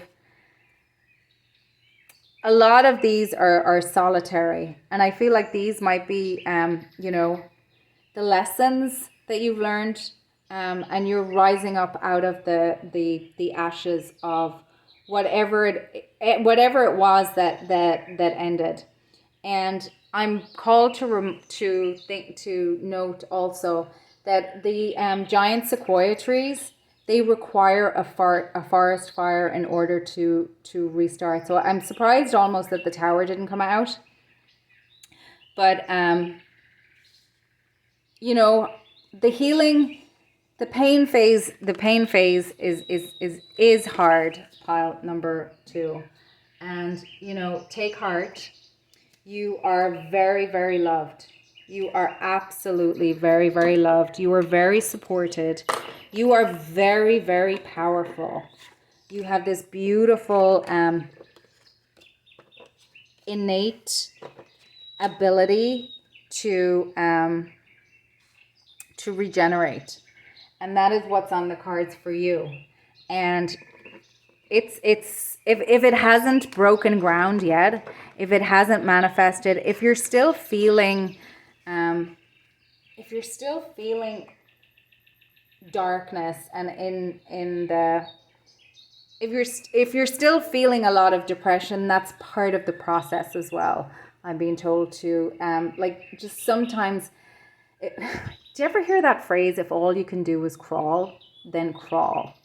And I think I mentioned in pile number 1, I really love to dance and move, and I just haven't been able to do that the last few months. And I was beginning to beat up on myself a little bit on it, but I've been focused on other things. So the invitation to you is to be compassionate with yourself and know that if you're in the healing phase, and the part of the healing phase where you're having to look at a lot of, look back over, I feel like you're not in the throes of it right now, of the actual being stabbed in the back.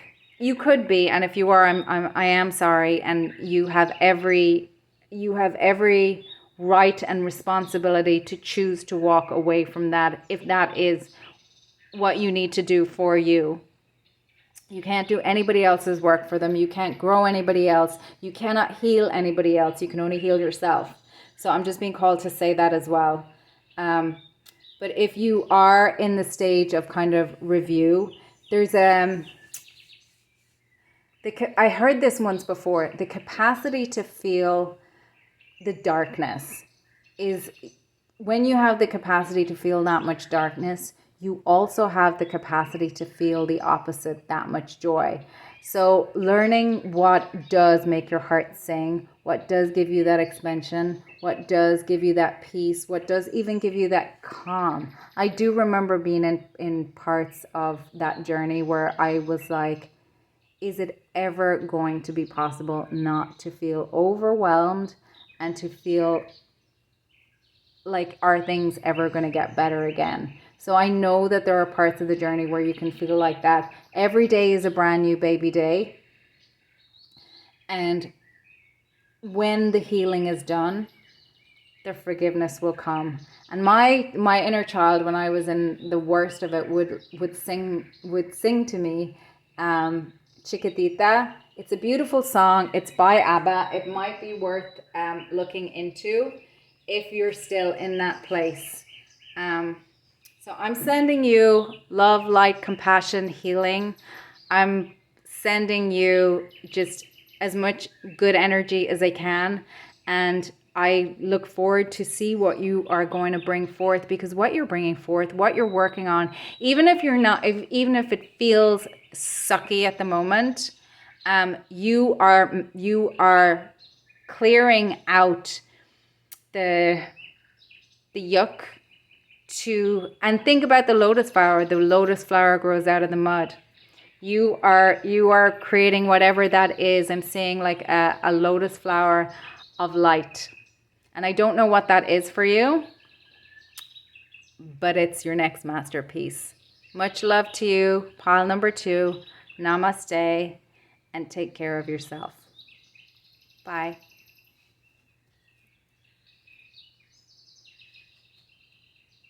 All right. Pile number 3. Let's pop you there. Your nakshatra card is Uttara Falguni. Sun energy. I'm just going to take a sip of water. The latter red one. Healing. The frequency of healing supports our intrinsic ability to restore our health and wholeness by consciously using the information that comes through us, our senses, and harmonizing everything accordingly. Love that. Oh, I want to put these in the middle for some reason. You have got, I have all the cards upside down. You have got squirrel medicine. I love that. 26. You've got arid wastelands.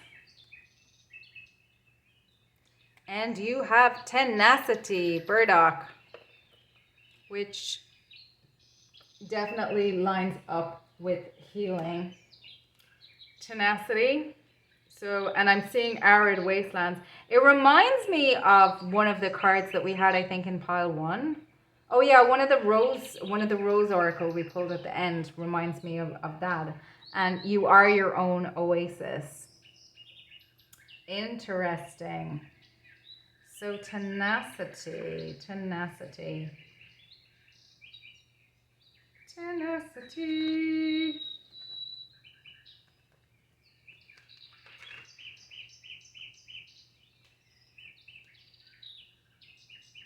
Okay, it's native to temperate regions. This is from the Hedwig Oracle card. It's a large leaf plant. It's native to the temperate regions of the old world, but is now naturalized almost everywhere. The purple flowers are grouped in clusters and appear in midsummer. The flowers occur on the tips of prickly ball structures that might remind you of thistles. The burrs of the flower are sharp and often stick to clothing and animal fur, which is part of the reason the oracle property is associated with this plant is tenacity. The roots of the plant are highly edible, often eaten, especially in Asia. And you can, immature flower stalks may also be harvested in late spring. The taste resembles that of an artichoke. Oh yeah, here, it's the seeds and leaves are employed in traditional Chinese medicine, particularly for skin conditions and in cold and in cough and cold remedies. And it's got heart-shaped leaves. This plant often thrives in the most difficult terrain. So if you're in a stage of healing, you've been through some difficult terrain, no doubt. So Uttara Falguni, that is Leo into Virgo, as you can see. It's Sun and Sun, which is double Sun. And then you've got Virgo is Mercury, so it's Sun and Mercury energy. It's the star of patronage, the power to accumulate wealth. And she's got her green pants on. And she's got blue. So I'm getting heart chakra, truth, and root chakra. So favors, benevolence, dignity, pride, wealth, philanthropy, charity. The symbols of it are the back leg of the bed, which suggests siesta or day rest. And then also a fully grown fig tree, which kind of ties in with the power to accumulate wealth, because it's in that, I guess, the fully grown is fruit bearing. So that would, you know, that phrase how they say it takes wealth to build wealth. But it doesn't mean, there's a phrase that it takes money to make money. It doesn't actually. It takes wealth to build wealth. And what I mean by that is health is wealth. So if you are able to put your attention onto the things that serve you, you're able to build. And I remember saying to somebody recently who is a mental health professional that you can't build anything when you're constantly defending yourself. And if you think about some of the things that are playing out in the media currently, how some people are under attack, so as to taking somebody down. What is it? A good defense is the best defense is a good offense. Is coming to mind. So you may have been around a lot of energies that you needed to defend yourself from, is what I'm getting for you. This Uttara Falguni, it can be associated with the kind of the King of Pentacles energy, like dignified and noble. And the King of Pentacles, like the King of Pentacles, builds things up themselves, but they kind of have this idea that other people behave that way too. And they have a propensity sometimes to get taken advantage of if they don't have their discernment online. So if you came from, if you're generative as a person, which would be someone who has the power to accumulate wealth, it means kind of that you have good karmas, you've built up good karmas in past lives.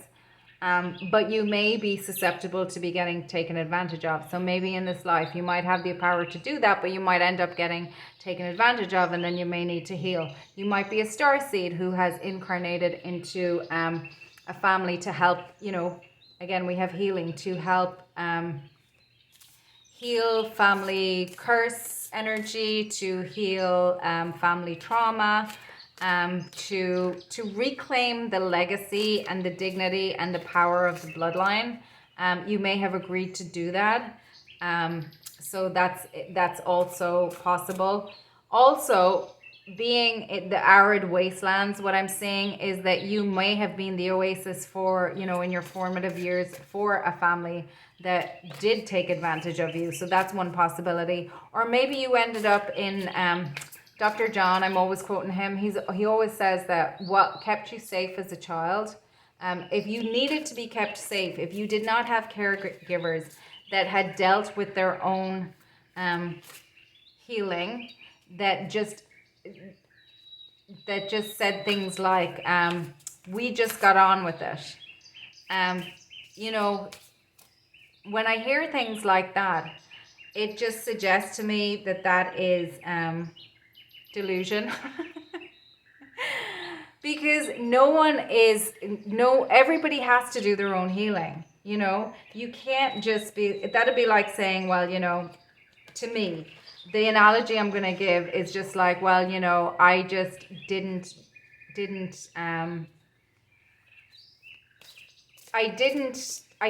do, if you have an illness, for example, like let's take the big C word.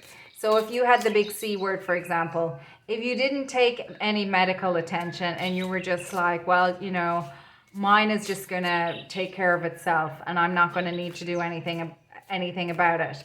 Like maybe you are somebody who has like you see the amount of influencers that have in the US it's different, because in the US there is HIPAA and you can't look into people's health records. Even law enforcement have problems looking into people's health records and that kind of thing. So what happens is that there's been so many people who have, there was a woman in Australia who made a whole health brand off of claiming that she had the big C word, made a ton of money of it, produced books and everything, and it was all fabrication. So there's that side of it as well. So there's people who come out and say, I had this miracle experience, and they are the big L word, de lion.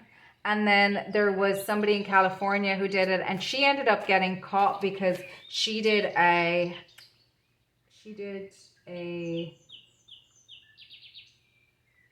GoFundMe or one of those crowdfunding things, and they were able to get her on fraud, online fraud. I don't know what but other than that, I think that was the only way they were going to get her, because otherwise they weren't able to prove that like donations that people gave her, help that people gave her, it wasn't illegal. They just supported her and gave her money and stuff. And this woman apparently this woman was crazy. She had looked after, I don't know why I'm telling you this story, because it doesn't really have a lot to do with, you might have been around somebody like that actually just, we were talking about getting taken advantage of. But in this case, this woman was the babysitter. She babysat a child that had the C word, and she ended up marrying the father, breaking up the family. I mean, obviously the father had something to do with that as well. Breaking up the family, and then like potentially seeing how much, she went to prison, but potentially seeing how much attention that the child got, she ended up faking her own illness and like really, really, really, really, really nasty kind of carry on. But if you happened to be, and she went after the journalist who was, she tried to cancel the journalist who was following up and figuring out like what she was up to, and inquiring about that. So so what I'm getting is that kind of victim, persecutor, rescuer triangle, or the narcissist empath. So if it wasn't, you know, you might have needed to do some kind of healing there. And that's reminding me of, you know, kind of family trauma. And I think where I got into that was with, you know, caregivers in your formative years that were not, that didn't do their own healing. That's where that whole Butte tangent came from. Anyway, so Uttara Falguni. And then squirrel medicine. Squirrel medicine is about the long term as well. I'm hearing squirrels, like they have a tendency they can kind of like, they can move fast, but they also have a view to the future. I'm it's the I'm hearing that no room at the inn, no room at the inn for you. So you might actually be I'm getting Mary Magdalene vibes from this as well. You might be someone who I feel like you're I'm getting star energy for you. You are the next, your next masterpiece is you, the healed version of you. I don't think you have ever had a chance to be your authentic self, because I think you have been in defense mode most of your life, or anytime you built something up, or anytime you were in your sun energy, you either got attacked, cancelled, lied on, shamed, blamed. You were never celebrated. You were never supported. You were never watered. I'm hearing you are the in within. You're leading now that you have always been the in for others. So I'm getting Mother Mary vibes, the North Star. That story when she's going to Bethlehem and she's getting, there's no room at the inn, and they end up being in a stable when Jesus is born. You are strengthening yourself internally, and it's coming from your heart. I'm hearing you can huff and you can puff, but you can't blow my house in. Oh, that's so cute. I'm getting, you're healing your inner child. You're healing your heart. You're healing your family line. You are putting a line in the sand, and a line in the earth. This ends here. The family drama, the family trauma, whatever it is, it's done. If you have entered a family, or you've come from a family where healing is required, you're the one who's throwing down the gauntlet and saying you shall not pass. The squirrel has the tendency to be a little bit erratic. So you might have something like CPTSD. You might have over time developed something like borderline personality disorder. And that is just an emotional dysregulation. And you may have had to learn how to heal your nervous system and learn to emotionally regulate in a way that serves you, because you may have been just under attack, like in survival mode your whole life. I'm hearing that there's a book called Ishmael by Daniel Quinn, and it's talking about sufficiency. So squirrel medicine is about gathering, and I'm hearing gathering, resources for the future. You gathering, I'm also saying that, but not to. This came up, the squirrel came up recently, I think, as well. Having the discernment to, like, healing your nervous system so that you're not going nuts or you're not going overboard. So I'm getting both, like, you might be, squirrels are like the Boy Scouts of the animal kingdom, but I'm getting Sea Scouts, because I'm getting quite a lot of, as well as like the North Star, I'm getting sailing references for you as well. So not to go overboard with the preparation to, Ishmael talks about sufficiency, just having, just doing enough, being enough, takers and leavers as well. There's community. Squirrels are playful. They're social. They're resourceful. So I feel like that's you. You're playful, resourceful, but you may have had to go into a hermit stage to heal, and to be able to be in the natural frequency of yourself, to be able to accumulate that power and wealth. You might have people who starved you, put you under siege. I'm seeing Joan of Arc now. She was under siege in France. That's how they tried to take her down. I mean, this girl was a teenager and she was leading armies. So I'm getting huge power for you.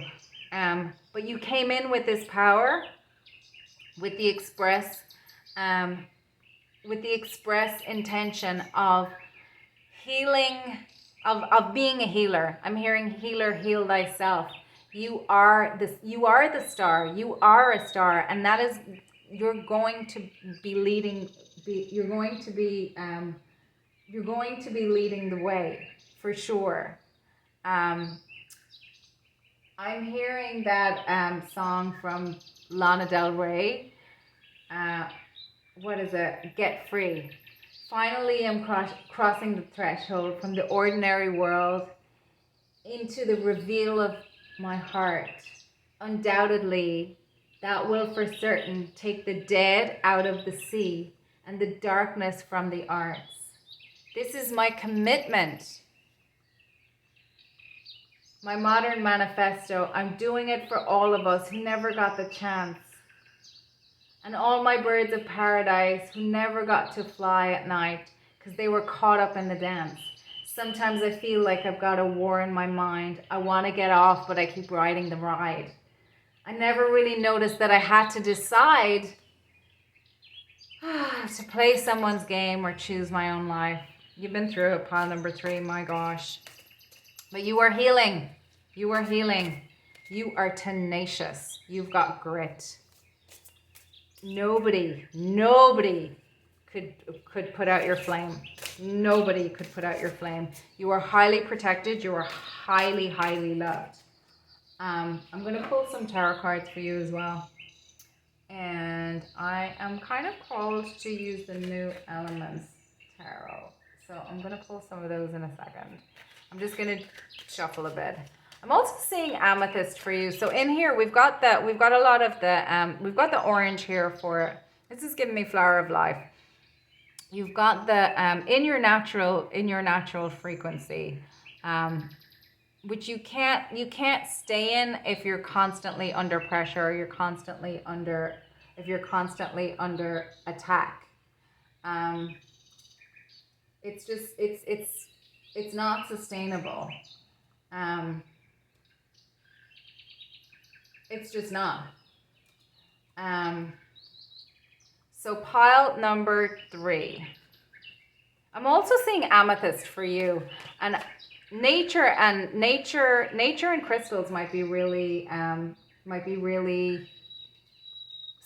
supportive of a healing journey for you. Not the only things, but it might be something to look into if you're not already invested in it. First out, we've got the Emperor, card number 4.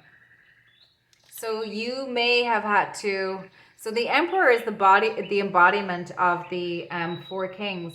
So we talked about Uttara Falguni being like the King of Pentacles. So you may have to have had your, bring your King of Cups online and bring your King of Swords online, particularly your,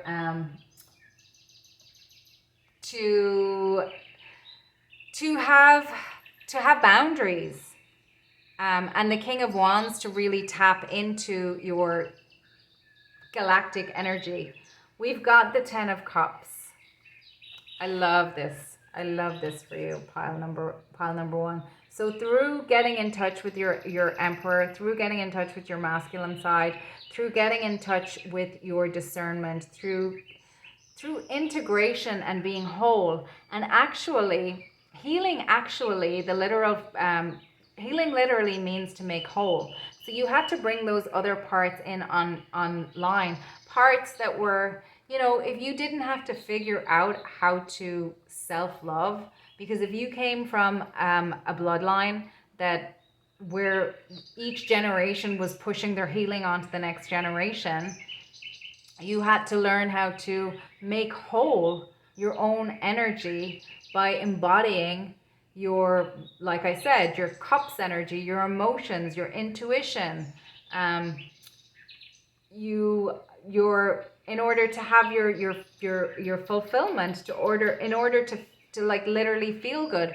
Maybe you're one for the simple life. Maybe you don't like necessarily need to, be, maybe the power to accumulate wealth is not something that, You know, maybe you just did it so naturally that you were helping others accumulate wealth instead of directing that energy on yourself. So you could, it may not be that that's being reflected back to you.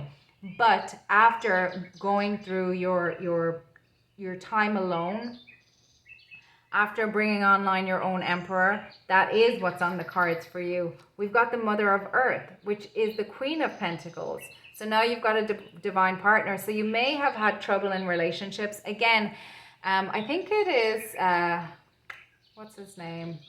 The German guy. I think he's German. He could be Austrian. He used to be on Oprah. The Power of Now guy. No, not the Power. Is it the Power of Now? I think it's Eckhart Tolle. But he says, you know, that, you know, when children grow up in a home where there's codependency or dysfunction between the parents, and the parents are like, oh, well, we stayed together for the kids, but they don't really have a good relationship, that the kids are the ones who kind of internalize that, and then they go out into the world and they replicate that. So that's how kind of the family trauma continues down through the generations. And they say that it also, the research is beginning to show that it amplifies in future generations. And just back to Dr. John Deloney, he was saying again, oh, so we've got stability. So we've got a double 4 here. So this is the 4 of, the 4 of Earth. Beautiful. So you have to learn how to ground. If you can't get grounded, and I'm back to that phrase again, if you are constantly having to defend yourself, like you might have to defend who you are because they may have been trying to tell you who to be. Oh, Wheel of Fortune. You coming into wholeness, your healing is what's turning the Wheel of Fortune for you. So if you are not someone who has accumulated wealth for yourself, and I mean that in the broader sense, like wealth as in like healthy, healthy mind, healthy body, healthy emotionally, healthy spiritually, that's what's turning.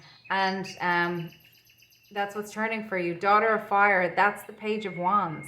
So I feel like you have a lot of ideas. You're very connected to your you're very connected to spirit.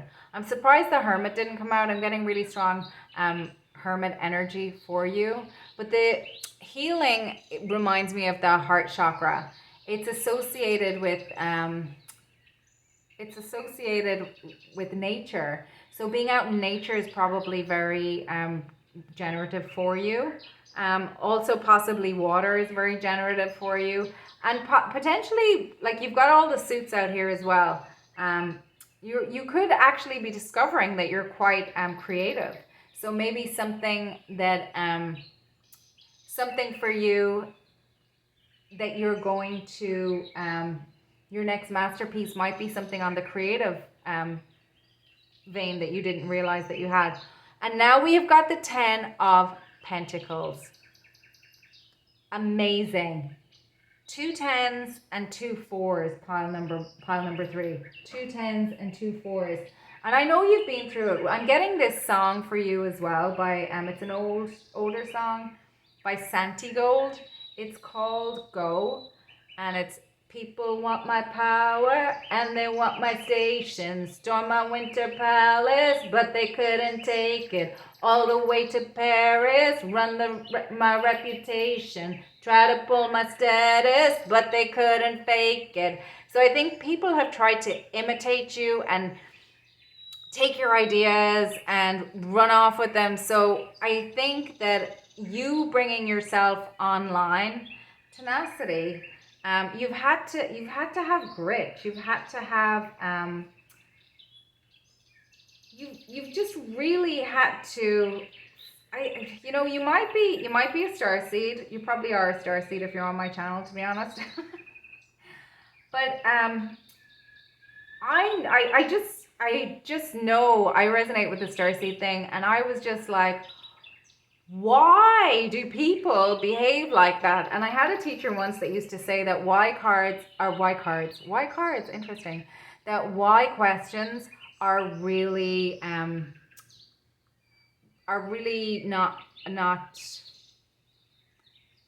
you can go down a rabbit hole with why cards. You may never know why somebody is doing something, and even if you do know why they're doing it, it doesn't change anything. So what and how are more effective solutions? And it's reminding me of Albert Einstein. He said that if he had an hour to solve a problem, then he would spend 55 messages coming up with the solution, or 55 minutes coming up with the correct question, because with the correct question comes the solution. So that was just interesting to me. So 2 10s, we've got the Wheel of Fortune. We've got 3 10s actually with the Wheel of Fortune, because that's card number 10. We've got the 10 of Pentacles, and we've got the 10, oh my goodness, the 10 of Pentacles and the 10 of Cups. So 3 10s. 3 10s is like new. So something, you're coming into a new cycle. The wheel is turning for you, pile number 3. Pile number 3. Very, very interesting. Your energy is just very dignified, very elegant, very eloquent. I'm curious to know what it is that you are birthing. It's definitely connected to your healing. You as the healed person, the healed version of you is your masterpiece. You are the star, but what that's going to look like in manifest is a curiosity to me. You've got two 4s as well, which is reminding me of an 8 and the 8th house.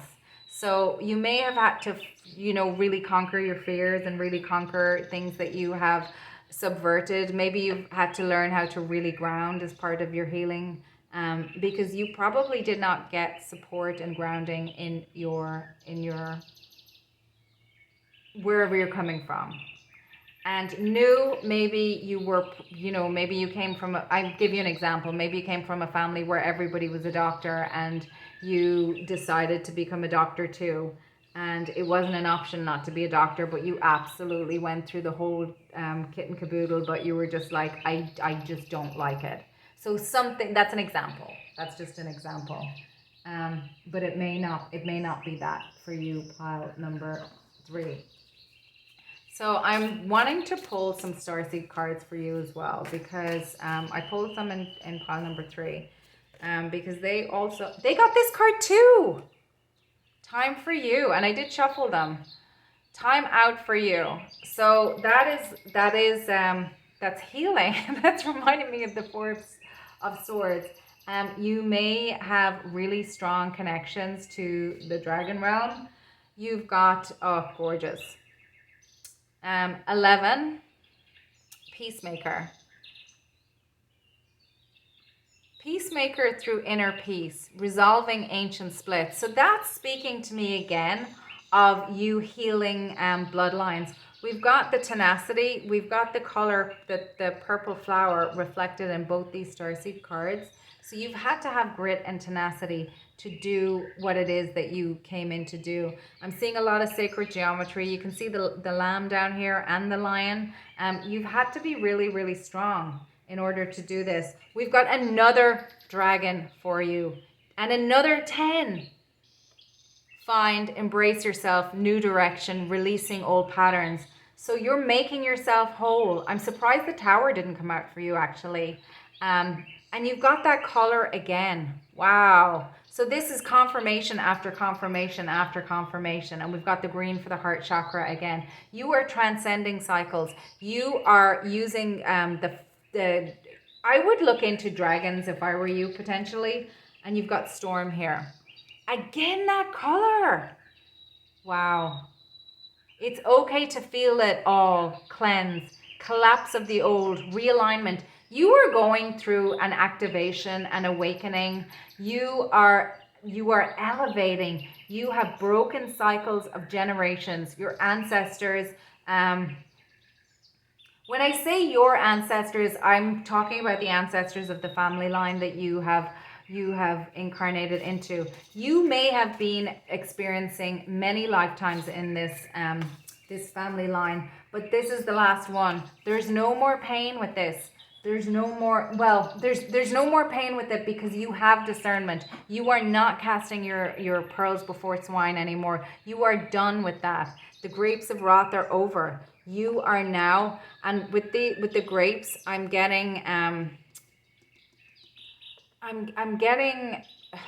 it's reminding me of Greece. It's reminding me, and we've got the tree here as well. So deep roots and storm, the deep down into Mother Gaia. I'm seeing inner earth for you. So you may have the ability to, I feel like you have the ability to really go into different realms through your own energy. So you're definitely a starseed, in my opinion.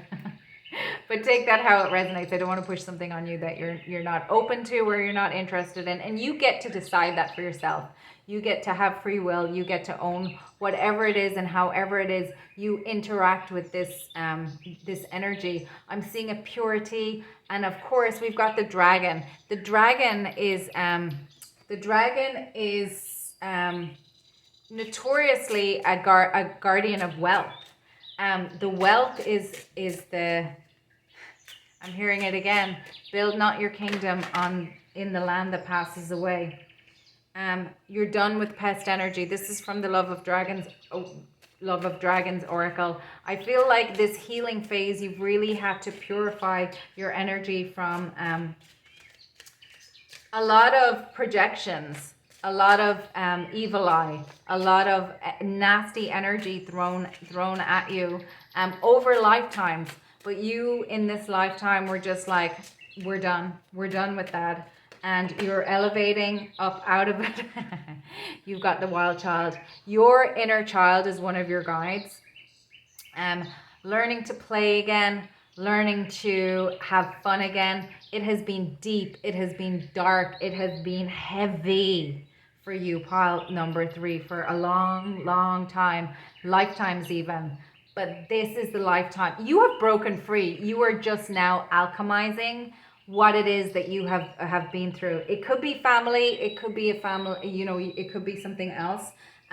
But I really feel like for you, it's family curse energy. I'm going to leave it there, pile number 3. You're coming up out of it. The wheel is turning.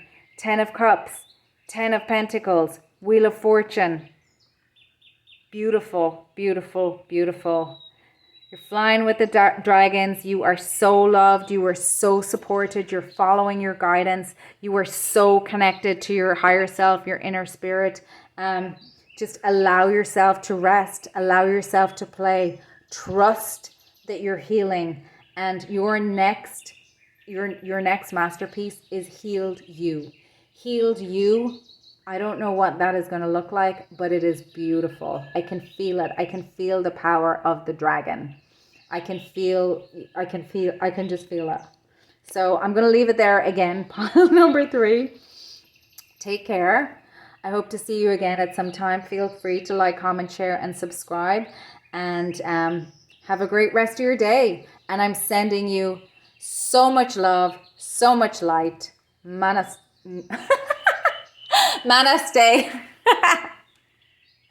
I meant to say namaste. Bye.